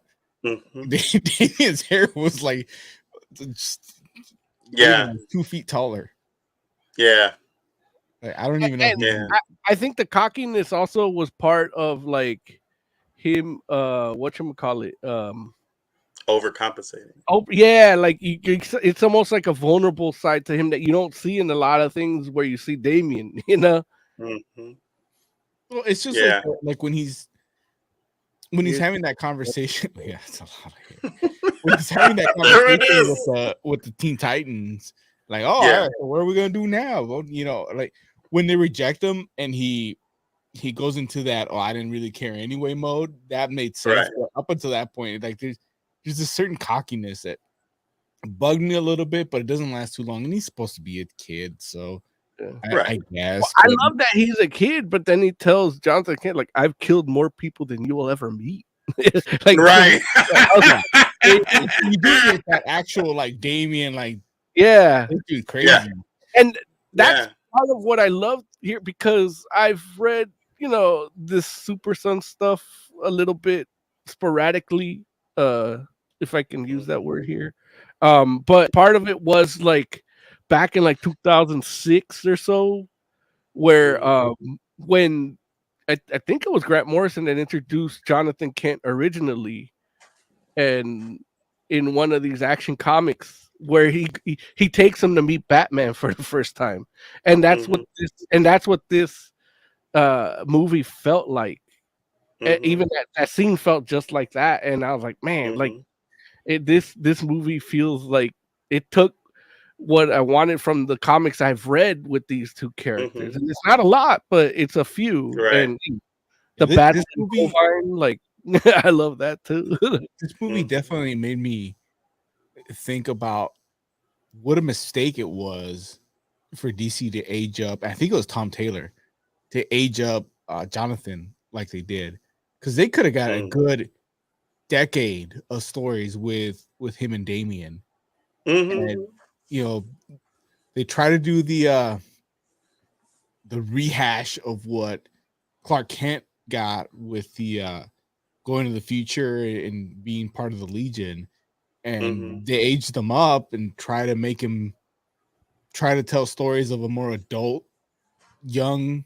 So it's just it's a weird thing. Like I think little kid Superman had a lot more potential.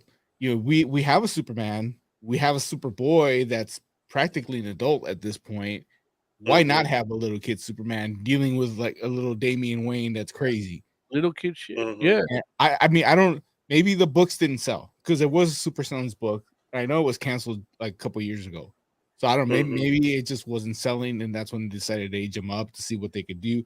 I don't know. I just think there's a lot more potential in young Jonathan than old ass Jonathan we got now. I did like the Super Sons dynamic in the comics. It was that old ass Jonathan, the bisexual one. That's the same dude.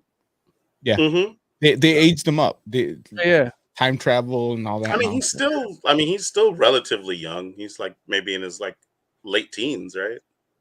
Like 20. Yeah, or maybe 20. Yeah, I think he's at least old enough to drink because he's for a while he took on the Superman moniker. Like he was the Superman. Right. He might be in this Dark Crisis. I haven't got a chance to read that. Yeah, I'm pretty sure he is, but yeah, like the Superman, either Superman book or Action Comics, one of those, if not both, were Jonathan Kent for a while. Yeah, no, I agree with you there. I think and who knows? Maybe he is 21. I don't know, but I know that he's not. He's definitely not that old. However, he is not Damian's age, and you're right. Like Damian and Jonathan Kent was an awesome combo. You lose a lot of that Superman as a dad stuff that guys like Mo like. Hell, that's one of my favorite things about Superman and Lois is that family dynamic, and you lose all of that when you age him up. Well, but he's still Superman's son. Yeah, but they skipped over like some really the guidance, the teaching. Like his first boner, he was with the Legion, looking at Saturn Girl. You know? Like you miss everybody gets a boner with Saturn Girl. I don't know what it is. Like he's looking at her like, I don't know what's happening down there. I read that book. I was reading Legion back then. Okay. So going back, how did y'all feel about the art style for Battle of the Super Sons? It's good. Don't everyone talk at once. I don't know. Look, it kind of did like the whole kind of 2D, 3D kind of thing going on. For some reason, it was a little weird at first, but it, within 2-3 minutes, I was, adjusted to it or something. Fine. Yeah. I have a whole other essay about it too, relating it to my dad. That's why I didn't want to jump in. But your dad, the animator, he's the animator. Yeah. No, but that's why initially I took that screenshot that I shared with you guys. How do I add it back?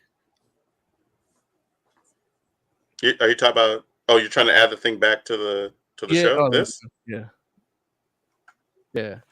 So like that, like the art style there, like it's the design is good. The art style is good. This is like I think their first fully CG animated feature, and it shows like it works a lot really well. Like the frame rate's good. Like I watched it in 720p. That's some DVD bullshit from like 2006, and it still looked amazing. And And you know, I've been critical of their last like 5 movies because, like, dude, we have these, you know, these game consoles force us to get these higher TVs. Like, your Right. shit is mad choppy, you know, like it's Mm-hmm. not like I still like it's supposed to be a 4K compatible, but you're not animating it in that style. And it's like, Mm-hmm. and it's mad choppy. Like, you're rendering your final product at like 30 frames per second on like a fucking 120 refresh rate, some bullshit on TV, you know, like I so it just looks terrible. And this Mm-hmm. one's the first one that actually looked good. But from a Yeah. design point, like, you know, they went that style with Damien with the hair like that, which I love. I love that fucking hair. Mm-hmm. But then the eyes too, like the jawline looks different between they did a really good dichotomy between Damien and uh uh and Jonathan, and I really Yeah. love like that design, that intricate. Like, not just did they animate it well, but they made it look well as a still. Like, Mm-hmm. any pose they did together looked like a comic book cover to me, and Mm-hmm. it was just like perfect. Like, I just love the whole design, the animation, everything. The color palette like looked good. Like, when they're in dark spaces, everything looks good. The light sources look good. It's just I wouldn't be surprised if they just got an AI to render everything for them, you know. but but yeah, I wouldn't even fault them. Like, fuck, if they can do 5 of these over the course of 2 years, Mm-hmm. with an AI doing it, I'm in. Right. Right. No, I will say I liked it myself, the art style as well. Um, and I do feel like I did have that experience where when it first came on, I was like, oh, like I didn't know. I guess I hadn't seen any previews or anything. I didn't know it was going to be like 3D. You know what I mean?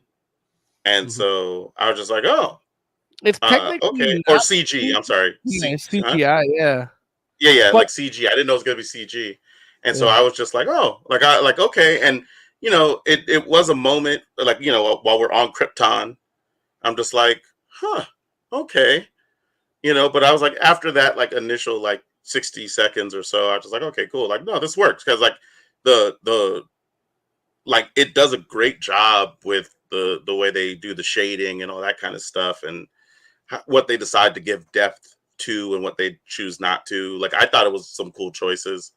Also too, I love the fact how they did the basically like Superman origin montage into the Yeah. Damien birth and all that kind of stuff where they're just like, hey, give you kind of the big beats, and Yeah. you understood, everybody understood what was going on, and how they made that look like its own kind of comic print, kind of old school kind of thing going on with it. I'm like, oh, that's a nice contrast, especially coming out of the CG.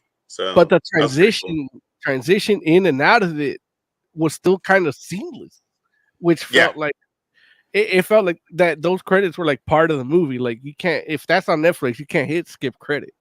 You know, you gotta, Hmm. you know. Yeah. Yeah. Oz, how'd you like the story? It was good. I don't know how I feel about. I don't know how I feel about it being Starro and the Like, whole like coming out of the mouth thing. yeah. I don't remember that being a Starro thing. Yeah, I don't think that's normally how it goes. It's But Guillermo del Toro Starro. but you gotta find a way to take both Superman and Batman out of it to give the suns a chance to shine. So I get that, and I think the way they come into the situation, like the way they approach it, especially the way these two kids are different. Damien, like, already trying to figure it out and trying to, like, hey, this is what we need to do. And Jonathan, who's just barely found out his dad is Superman, and is like, Mhm. what the hell are you talking about? What are we? What's going on? I don't know what's happening. Right, Aliens? What? right. It was well done. I think is Hmm. probably just the best way to say it. It's just well done. Hmm. What are you gonna say, man, Mo? I just, the story itself was, I loved it. Like, the Starro coming into the mouth thing is different, but I don't mind it. Like I said, I've been Mhm. watching Guillermo del Toro's Cabinet of Curiosities. There's a lot of tentacle monsters coming out of it's very Lovecraftian. So, and Mhm. Starro to me is like where superhero books get Lovecraftian, you know? Right. So that's I love that. Um, I wish they would have done that in James Gunn's Suicide Squad. But um but yeah, the story itself, like the the more seasoned Damien versus the rookie Jonathan Kent worked. His little affinity or appreciation of Batman too, like was a cool Mhm. take at it for cool moments where he's like, is he always this rough? It's like, no, he's actually taking it easy. Like I love that. And that origin that Krypton scene was very like Mhm. Grant Morrison-y, like very old school but new at the same time. Like they Yeah. captured that really well. I don't know if they were actually capturing something from a Grant Morrison run or anything, but it just felt like a Grant Morrison heavy influence. The whole thing felt very Grant Morrison. I know he didn't like his Batman Inc. stuff was used a little bit here, but very like limited. It wasn't like they based it on a story, you Right. know. Um, but and then some of the new 52 stuff too, or I don't even know if you call it that, but definitely like it felt like I would read like remember that old Superman Batman book they had where it was Yeah. like Jeff Loeb and Jeff McGinnis. Like I would feel like this would be a good chapter of one of those because that was a Mhm. really good series where every now and then you'll just have a Batgirl and Supergirl, and Right. this would be the next chapter of that. Like it just fit, it felt, and I liked it. And I haven't really liked Damien a lot in animated stuff too much. Sometimes Mm. it's the voice that throws me off, and this one just worked perfect. Like because it showed Yeah. a little cockiness, but the little vulnerability too. And it all worked for me. I think this is my favorite DC animated thing ever. Like, Wow. Really? Ever? yeah, yeah, Oh wow. That's yeah, high praise. yeah, Yeah. Yeah. But no, I will say that. I mean, I had a blast watching it yeah. personally. I will say that I was a little shocked to see Starro just because I don't know, I feel like they've been using Starro a lot lately, but that could just be me, like, between reading comics and like, I mean, because realistically, multimedia wise, the only other Starro appearance we've had lately is really the Suicide Squad joint, right? So Mhm. but I don't know. But the fact of the matter is, it's like Starro is an effective way to get a lot of people off the board so you can focus on who you want to focus on, and that's why Starro gets used like that often in in those kinds of stories, you know what I mean? So Yeah. but it was uh a cool story to tell. It switched things up here and there in ways that like, even like a scene that I was like, oh wow, that's an interesting thing, like where where it didn't have to go down like this, but it was interesting that it did. Where there's a point where Damien just goes to Jonathan Kent's school to go get him. Yeah. He just goes to the school, and it's like that is a scene where I'm like, man, like you don't see that often. Like Yeah. normally it would be like, and even especially like the way it went down, where it's like, even if you do go to his school, a lot of the time it'll be a thing where they'd be, okay, well, let me take my costume off, let me, try to blend in and sneak to find where he is, and then be like, hey, I need you, Shay, come here, like to like play the school role, so you don't stand out. And Damien does not do that. In true Damien fashion, Damien lands the jet in front of the school basically and walks into the joint and it's like, where is Kent? Let me find this kid real quick so we can beat it. I don't know time to mess around.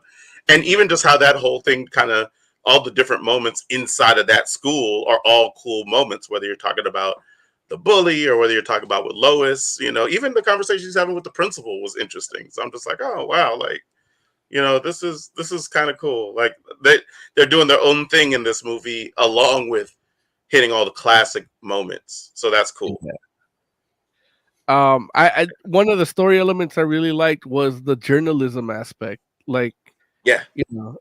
journalism is something that in this country and society we take for granted, and how Mhm. powerful it can be, how important it is to keep it neutral, to keep it informative, and we've kind of lost our way. And this movie kind of reminds us a little bit, like if not us, the kids watching it, a little bit like, maybe you might want to go into journalism a little bit, because Yeah.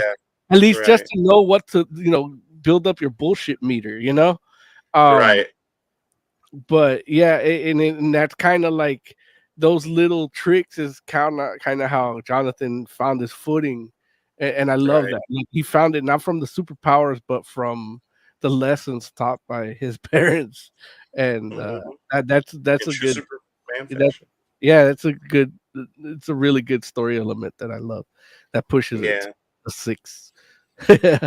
Yeah, there it is. You know what? Another thing that I didn't like about this that I was like, huh? Like, and, it's not like in a huge, nothing huge, because like it falls right into that same category where Oz was like, the voice does not work for Clark Kent, which I agree. Like I was like, wow, like that's not what Clark Kent sounds like. Yeah. But it worked well for Superman. But the other part, or that was like, what a weird choice, is I'm like, what is up with Clark Kent's pants? Like Clark Kent's pants are tighter than Lois's pants. I'm like, that's weird. And I'm like, I get it.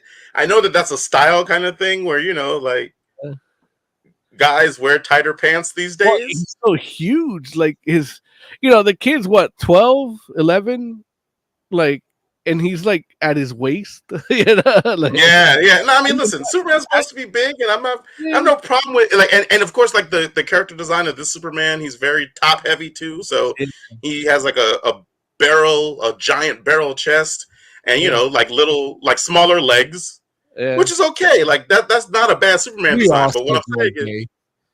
say what? We all skip leg day. It's fine. Right, right. I'm not mad at this design. I'm just like, why is it that Lois pants look like they're a little loose, and Clark's are like painted on? I'm like, what is happening? Like, this is weird. Like, it's like I'm not certain. I feel like Clark Kent's pants might be tighter than his Superman's pants. And I'm like, this will wear his underwear on the outside of Superman, but guess what? Clark Kent's the one that we can see everything. Crazy, man. This fool at the baseball game. I had to look away. I don't know if I could see all that, man. This fool's on a bleacher. It's like, why is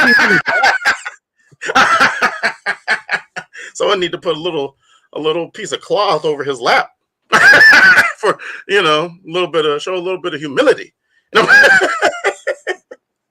But yeah, that was a weird thing to me too. I was like, huh, that's strange, but that's probably like, this is how far I have to go to find negatives to say about this movie. one of the things, like, some people might see this as a negative. I've seen it in other media, is the race swapping of Jimmy Olsen. But Yeah, but like, this is where I don't give a fuck about race swapping. I always say, like, at first, sometimes race swapping could turn me off, but when the characterization is right, like this is the best Jimmy Olsen we've seen, best black Jimmy Olsen we've seen ever. And I got a little picture of him so you can see how he did it. But Jimmy Olsen and Supergirl was like way too smooth. like, he's not Jimmy Olsen. He's James he's James Olsen the third. This characterization of Jimmy Olsen is like all the best parts of Jimmy Olsen put together, where you're like, okay, this fool's a little geeky and he's eager and capable. But I'm like, it's black Jimmy Olsen, but this fool still got his freckles. Yeah, he got the bow tie jumping off. I'm like, I'm not mad at that, Jimmy. Like, it's funny because they did modern Lois, modern Superman, and then did like a throwback Jimmy Olsen. But he's black. Yeah, but it just worked. Like, it wasn't like he was super throwback in his dialogue or anything, but he just throwback enough.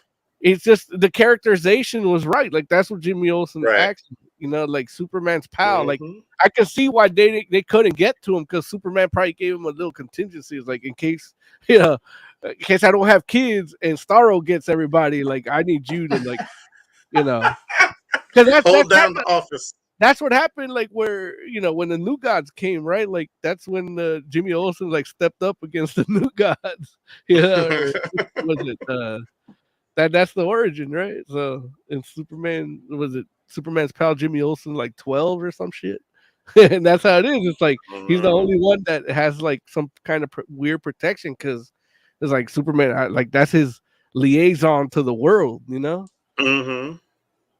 Yeah. Yeah, but no, you're right. Like Jimmy Olsen was cool. So, And all right, that shoot, let's rate this bad boy. adds another point. Like if this movie was a fucking ongoing setting card and Snap, like we'd win the whole board, man. There it is. Oz is like, I don't know what you're talking about. No. Oz, what would you rate Batman and Superman Battle of the Super Sons? 4.5. Is it streaming yet? We had a DVD copy. Yeah, no. Definitely worth watching. It's fun. Yeah. It's good. Well acted. We each had like little complaints about it, but we're getting nitpicky. I had no complaints. Lawrence is complaining. Most like, don't put me in that category. Lawrence over there complaining. He can tell Clark Kent is Jewish. So we all have our nitpicks, but it's good. It's fun. Definitely go watch it. Yeah. It should be on HBO Max, right? This was like 7 out of 5. Like you should buy it. Like I'm gonna buy the Blu-ray. Like I just want to have it there. Like I know, if I'm ever on my deathbed, I'm like, okay, that's on my shelf. I'm good. I can go. So yeah, there definitely. Like 7 out of 5. It's a must buy. It's better than some comics. Yeah, look, and it's high praise, and it is completely true. I was gonna tell Oz like before he left that like because I'll wait till he gets back because he should. Okay, yeah, there you go. There you go. I'm just gonna rate it 5 out of 5. I enjoyed it thoroughly. It's really good, and yeah, if you like DC stuff, especially if you like Damian Wayne and Jonathan Kent, you should mess with this. I love Starro, period. So like I really like enjoy a Starro. And this version of Starro was interesting. Like, it's like the connection. I liked it. They went MCU and connected it to the origin. Right, exactly. That was a weird thing because I was just like, it doesn't have to be that, but okay, let it be that. For the movie, it worked, and it wasn't super. It wasn't as hard as they did it. Like it wasn't as far reach as MCU does it. Yeah. Right. Yeah. So. Yeah. Ooh, pardon me. I'm sorry. Jesus, man. Golly. It's like all this comic booking. No.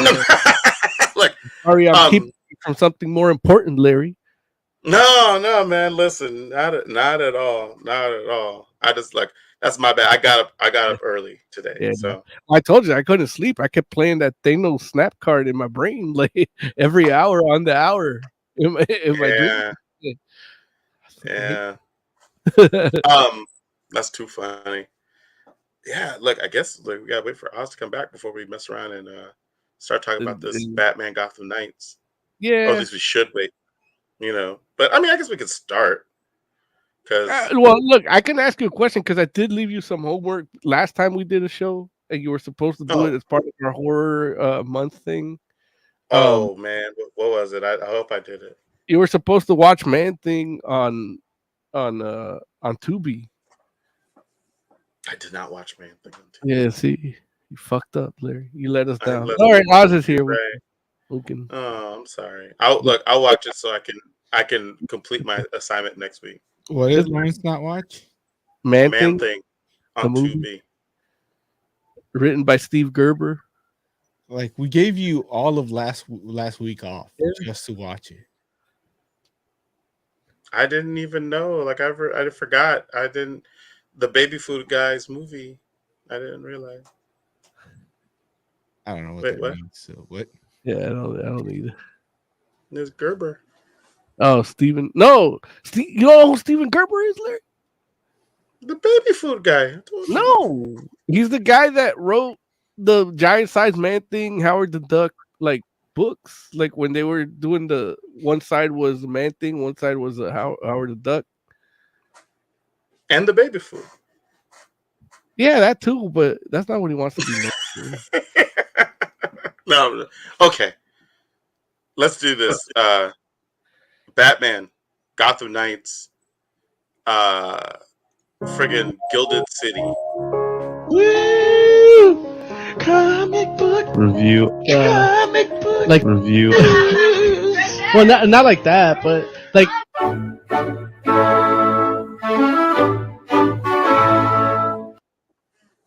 I like that.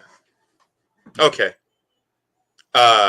Again, Batman, Gotham Knights, Gilded City. Oz, you want to tell us about this book? It's a prequel to the game Gotham Knights. Yeah. The end. Batman's alive. Batman's alive in this book. So yeah, like it's a prequel to the game, but like how many of these books do I gotta read to be a prequel to the game? Like It's a 6-part thing. okay, That's a lot of parts. that's too many. Yeah, And look, nothing I read in the first issue had anything to do with the game other than you only get like half the Gotham Knights. and I hate the cover. Yeah, I don't even know who that villain is supposed to be in that cover. It's the It's not hero. really. It's the hero from the flashback thing. Yeah, like Oz And that- is look, not acknowleding that. The The gotta be, runaway. It is the worst art Greg Capullo's ever done. Yeah, it's pretty. It like I was shocked when I saw that it was him on the cover. Because like I mean, and here's the thing: like it's called Gotham Knights. Like Gotham Knights #1, original Gotham Knights #1 has the best cover ever, I think. And Oh, jeez. and I'll see when if I can pull it up. yeah, like I was looking for it earlier, but I couldn't find a good res copy. But it's just one of those things. Like that cover is just so good that this cover, like if you're trying to sell Gotham Knights, a whole other Gotham Knights title, at the very least get someone like me that's not playing the game and want to buy it. That just cover just doesn't look that great. Oh man, look, because this game's out, you can't get anything I know you got to put like number called one. Gotham Knights anymore, huh? Yeah, like Jeez. Gotham Knights. Dave Johnson, he drew the cover. Okay. But it's one of those things where like, yeah, I know I get it's a game tie-in, but it's not like Is it like though? Like, yeah, I don't know who that guy from the Cowboy Times is. Like, Yeah, he's not in the game, as far as I know. yeah. Not as far as I know. Okay, how far are you into the game? Because I know, like, I mean, we wanted to talk about the game, but I don't have a next gen system, so Probably play a quarter of the way. and there's no kind of story or allusion to like, Yeah, well, I guess because Lawrence is looking stuff up, I can talk about the game. yeah. Yeah. Being a superhero is boring. What? No, like it's kind of like the in the Spider-Man game. You know how you can free roam around the city and stop crimes and stuff. Well, if you do it long enough, it starts getting repetitive because you can only like have so many crimes. You get this in this game a lot earlier because every crime you go into is just drop down, beat up the thugs, and you're done. And so you do that a few times, which you have to do because beating up these thugs or interrogating them, you get information for pre-planned crimes coming up that you don't really do anything. Are they gameplay hints or are they just like allusions to something or foreshadowing to something? What happens is you beat someone up or you interrogate them, and little magnifying glasses, like you collect them, and it fills up a bar, and the bar fills up to like 12, and so when you get back to the belfry, then it loads that into the computer, and the next day when you go out, there's all these premeditated crimes that now show up that you can go stop. Premeditated.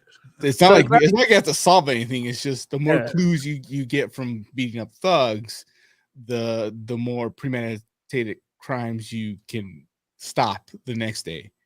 And you have to stop a certain amount to progress your character in certain ways. But not story, right? There is a story, and there are like side stories. Like there's a story going on with Mr. Freeze that you don't have to do, but you can. I think at some point I saw there's a story with Clayface. There's a thing with Harley. So there are these stories that kind of relate to the main story. The main story is you're trying to finish what the last case Batman was working on.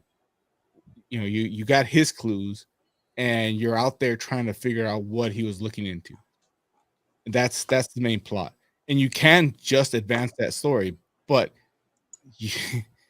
to really advance your character, you gotta do all these minor crimes and all that, and it's just like I was saying earlier. Like you run into a crime, you show up, you beat up some thugs, you're done. You do that a lot, and then you get to the story, which is go to Star Labs, go to these rooms, beat up some thugs. You know, and the fighting doesn't feel as good as like Arkham City. It's close, but I wouldn't say it's as good. Each character does feel different. Like honestly, the thought that I had when I was going back and forth with the characters is you could reskin this as a Ninja Turtle game and it would work. Really? Yeah, because like Red Hood is just like a huge brawler dude. Nightwing is more athletic, obviously. And Batgirl is surprisingly a lot more like the Arkham City Batman. Okay. Like the characters do feel different in the way they fight. Yeah. It's just yeah. Do you think as a multiplayer experience it would be better? I think it probably would for a little bit. I don't know if it's something I'd want to play all. Like it every crime you fight, it's beat up some thugs. You know, that's all it is. Show up, fight. It's like a side scrolling beat 'em up, but in a 3D world. Okay. Now it feels good traversing the city. Like Gotham looks great. There's one point with Nightwing that I got like a little glider so I can just fly around. And dude, the city looks amazing. But I mean, it's weird though, because it's not like, I mean, there's been a fair amount of these Batman games at this point. And I hear you saying that it's not like the fighting and stuff is bad, but it's like I don't feel like the people felt in either Arkham City or in Arkham Asylum that the fighting was repetitive. But it does feel that way in this one. It's just and it's just what's the button difference, mashing you think? and occasionally dodge, attack. I mean, there's two attack buttons, one melee and one range. Does that mean though that there's not enough going on from a combination perspective as far as with the fighting, or is it something about the pacing where like they're not adding enough stuff in between the fights for it to feel like, okay, Both. you know, this isn't there just are me. technically combos, but not really. Okay. And the character is like Nightwing. His range attack is a dart that shoots out of his hand, out of his gauntlets or whatever, and it feels weird because when you hit the button to do the range attack, it's like he stops, he aims his arm and shoots. And whereas like in Arkham City, you had batarangs and you could be throwing a punch, you hit the button and he throws a batarang at another dude, and it felt fluid. And you don't get that with it. Now you kind of get that with like Red Hood because his range is his guns. Right. So you know you'll do a melee attack and then hit the range button and he'll like shoot a guy over there. So it just depends on the character you're using, how it feels. But it's not. I think it's not as good as the Arkham games as far as the fighting. And then you do it a lot. Apparently, crime never stops in Gotham.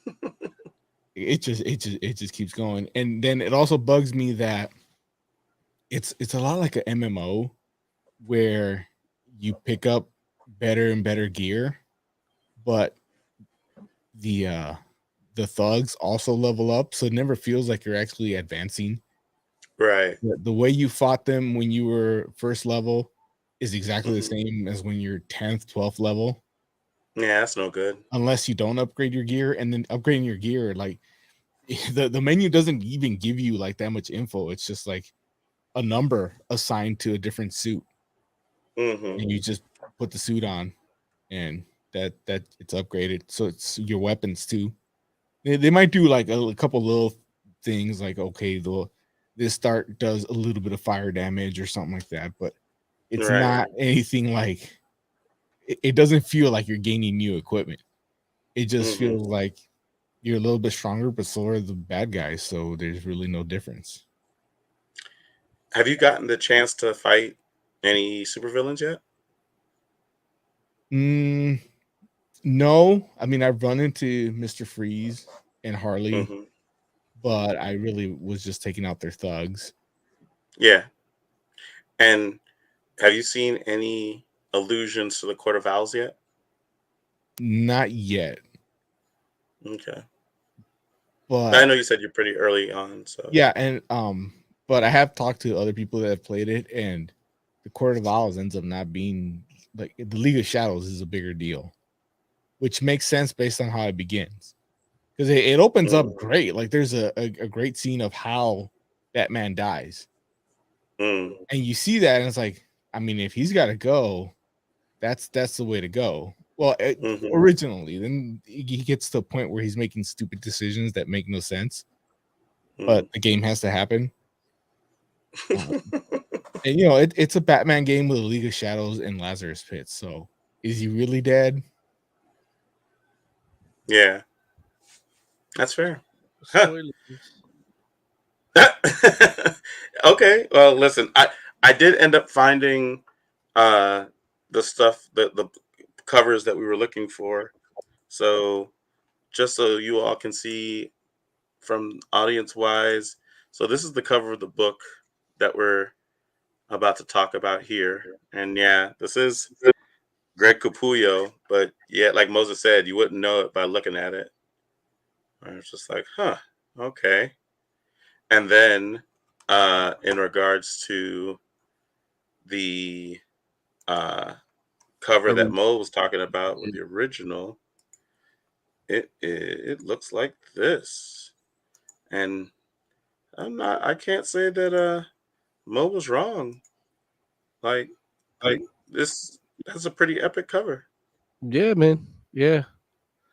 I look, I remember I sold that book for about $50.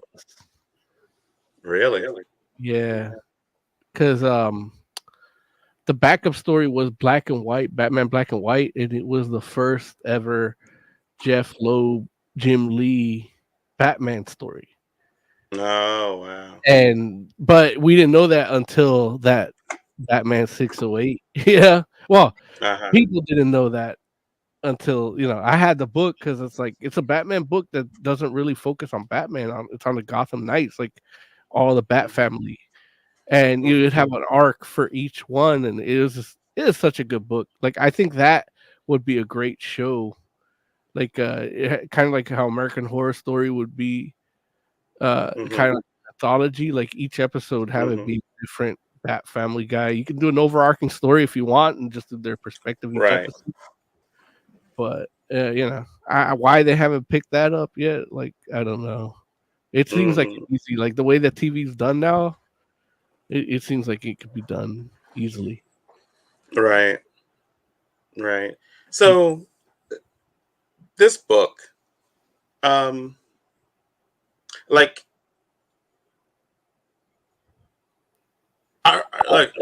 It is gonna sound like a crazy question, but are we sure this ties into the game? Well, from what Oz talked about the game and about the book, he says no. Like you can't see it.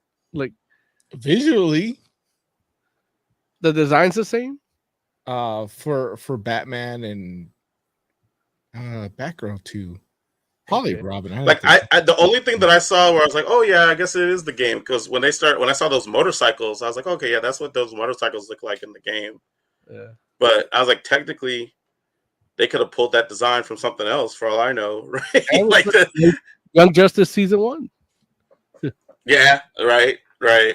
But I was just like, man, like, because don't get me wrong, I'm not saying that your comic tie-in book has to tie in directly into the game right from the beginning of the series necessarily, but like I guess when I think about this, like I mean the closest thing I have as a comparison is Injustice, and the first issue of Injustice,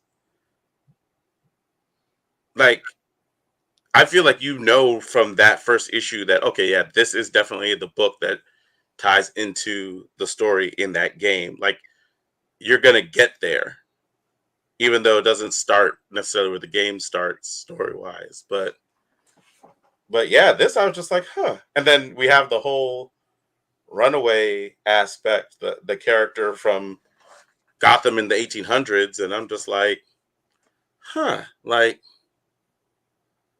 I don't know.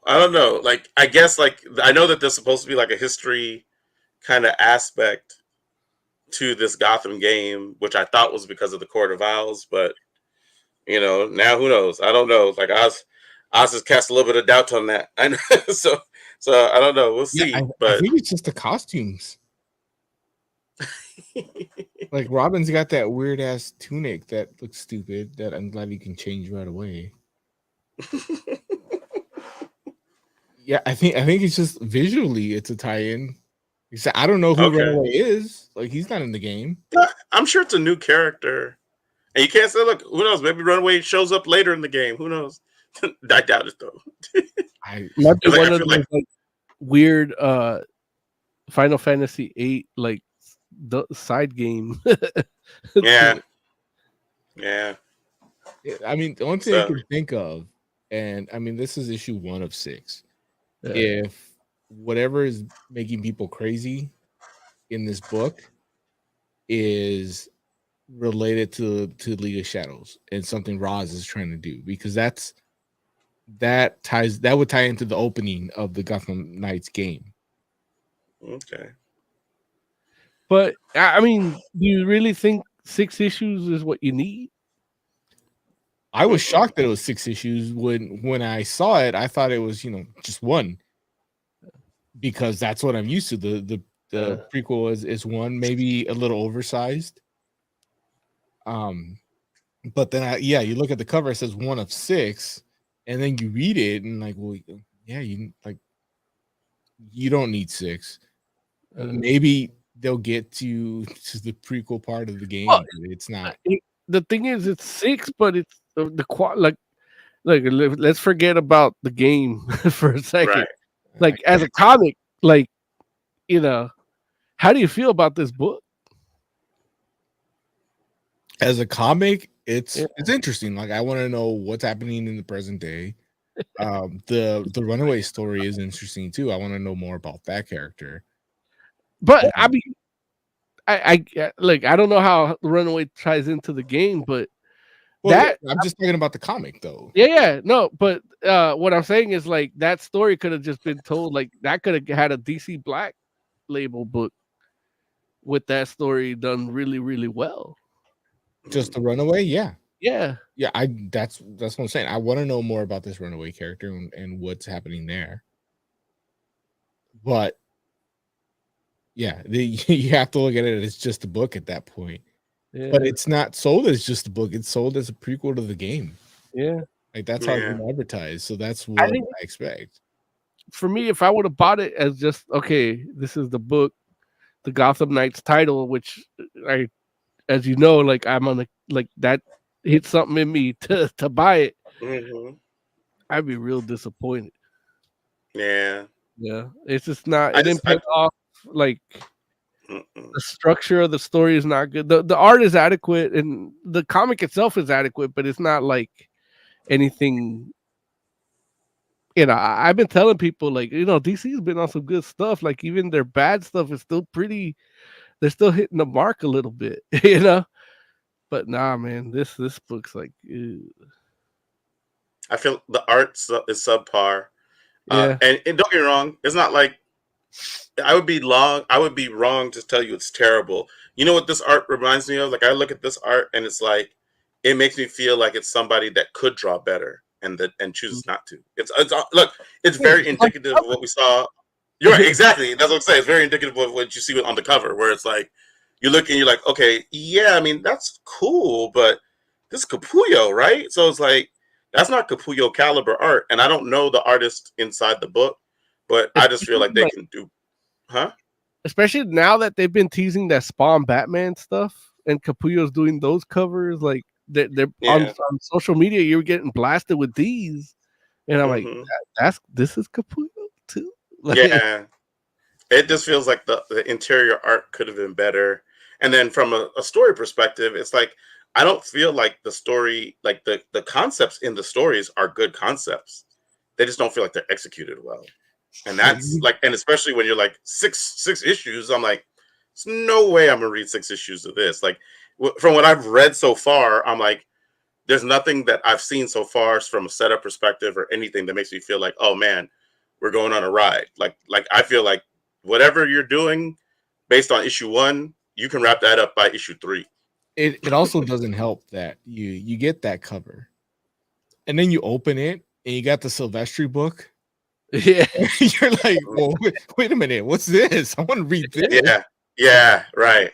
like for a moment, I thought that was the Capullo part. I did. No, I was in the same thing, but they put Yeah. Mark Silvestri right there. Yeah, Yeah. It's so crazy how they did that, and even like, yeah, I can't see myself like. I mean, maybe as like a DLC motion comic for if you bought the game, like maybe they could give you this, but it definitely doesn't feel like something they would want me. Like I couldn't see myself like waiting for the trade paperback for this. Like, Man. Wow, that Silvestri book is 7 issues on Black Label. Yeah, man. Yeah. Okay. Yeah. It's gonna be. I think that says it all. Let's rate this. Hey, we're more excited about the Silvestri book that they. By far. And it's like messing around and putting like we good food. We only really went this long because you talked about the game too. Yeah, 100%. Like, but it's like messing around and having a subpar plate of food put in front of you, and then you look over to your neighbor and they have like friggin' culinary delight, and you're just like, wait a minute, like that's how it feels when you turn that page and you see that Silvestri, and you're like, what is this? And like, oh, that's not for you. Oh, okay. Here's what you're eating today. Okay. So let's get out of here. Like, what would you rate this, Moses? This is like a 2. Like that runaway story, like that was way more interesting. Like I would rather read that. And I've read that in Vertigo back in the day by Brian Azzarello. Maybe not from that perspective, but kind of similar, but it's not. That was done way better than this. So definitely a 2. Oz, what about you, man? What would you rate this book? Yeah, I'd probably 2 also. At best, it's average, but then you're telling me it's tied into this game that I'm playing and I don't see the tie-in from issue 1. I'm out. Yeah, it doesn't enhance your experience of it at all. No, I mean, you got to go through 6 issues. I get that, but you got to start tie-ins on 1 and then veer off a little bit before you come back to it at 6. And they couldn't even do that. They gave me 2, one story that I'm interested in, another one that I might like if it was just Detective Comics. Like, okay, so this is the story for the next 6 issues. I'm cool, but no, not for something that's supposed to be its own thing. Yeah, yeah. I'm gonna give it a 2 as well. It's like it just disappointed me. I was actually looking forward to reading this comic, and that was probably my mistake. But No, it's but these even like with the Injustice books ended up being better than the game.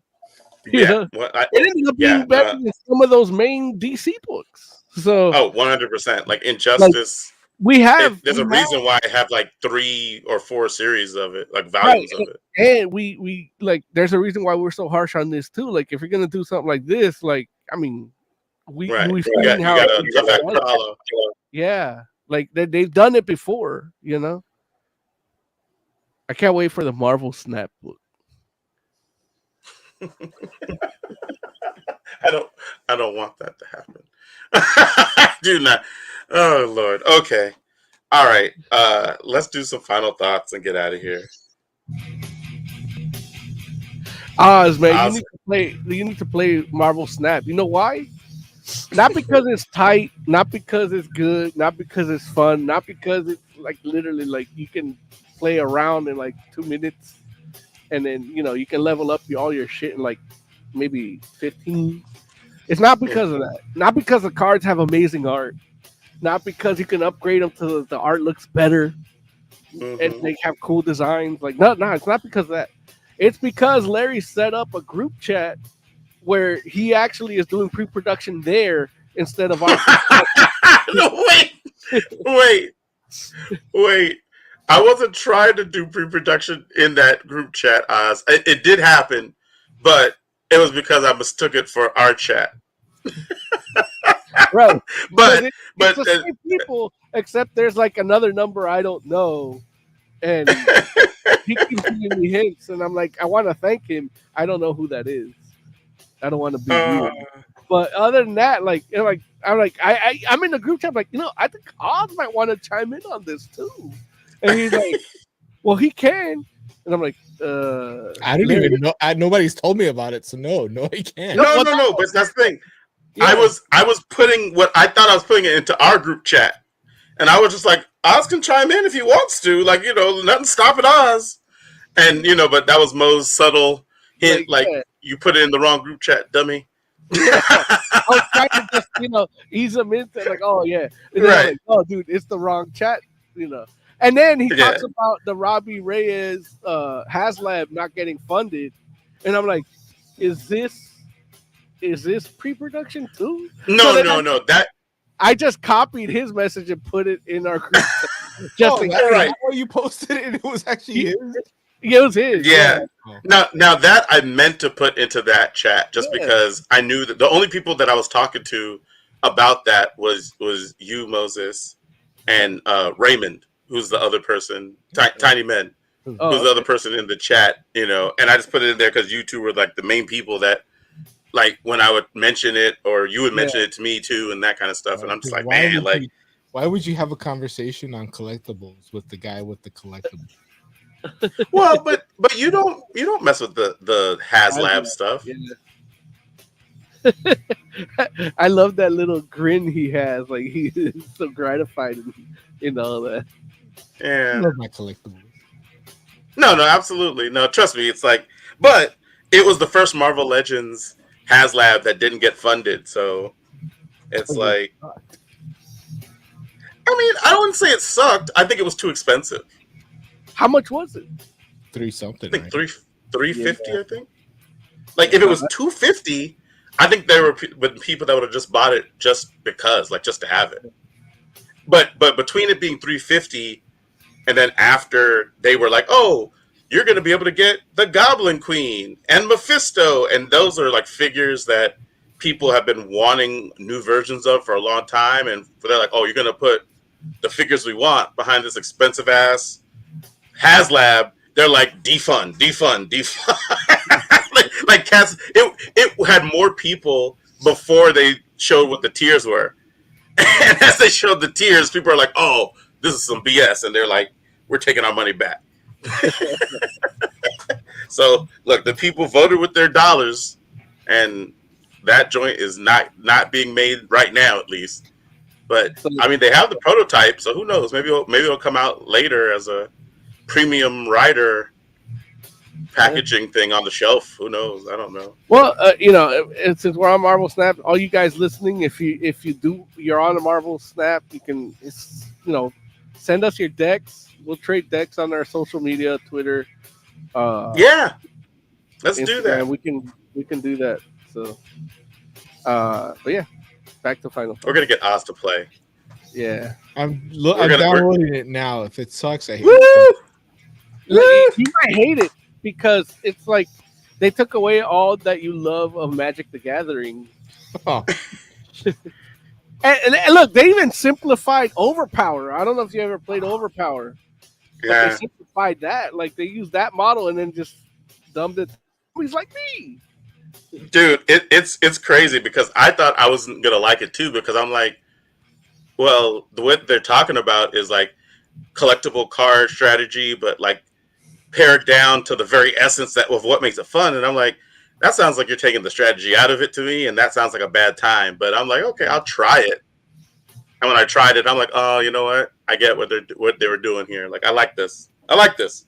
Like, and of course the cards look cool. So Yeah. And now Oz could be But part anyway. of that. So if you accidentally pre-produce there, he'll get it.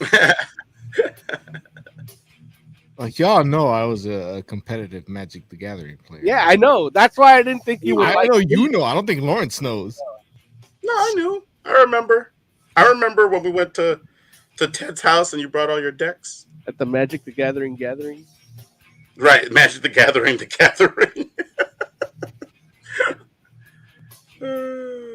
Anyway. All right, final thoughts, Oz. Stargirl's fun. Oh, you son of a bitch. I'm enjoying it. It's sad that it's canceled. Oh, Did you watch? Have you watched the latest season? no. I heard it's actually really good. It is. I heard from actual dudes that it's good. Like, How did Stargirl make it longer than like other these other shows? Is it better? Better. It is. Okay. Yeah. I might have to start watching it. No, like Jade and Obsidian. Oh god. I just can't get away. Like I was talking to Lloyd at the wedding. Like it's like because he likes it too, and he's like, it's a really good show. I'm like, I just can't get away of that little kid, Dr. Midnight with the hands. Like yeah. And he started cracking up. He's like, "You got the hands down right. Like it's just the little big ass gloves." Like, She does look weird when she wears the Dr. Midnight. yeah, I just, I'm a JSA fan. Like, I don't want that to be my JSA. hilarious. Mo, final thoughts. It's my wedding anniversary today, and yeah, I every time I think of my future and I see nothing but darkness, the light's there, my wife Emily, and I thank her every day for loving me. Because if she didn't, who knows where the fuck I'd be. Aside from that, come back next week. We'll have more comic reviews. Oh, he's playing his first match. No. Oh, is that what's happening? Wait, I just downloaded it. Oh, Yeah, it's an intro. You got to play it. Don't worry. No, I gotta go to bed. No, it's okay. It's 11 o'clock. Yeah. I'm gonna go to bed. Yeah. For the entire Fantastic Forum, thank you all so much for hanging out with us. We appreciate you. We'll be back next week. Let us know what you like, what you don't like, what you want to hear more of. We'll talk about it. We're the Fantastic Forum. Good night.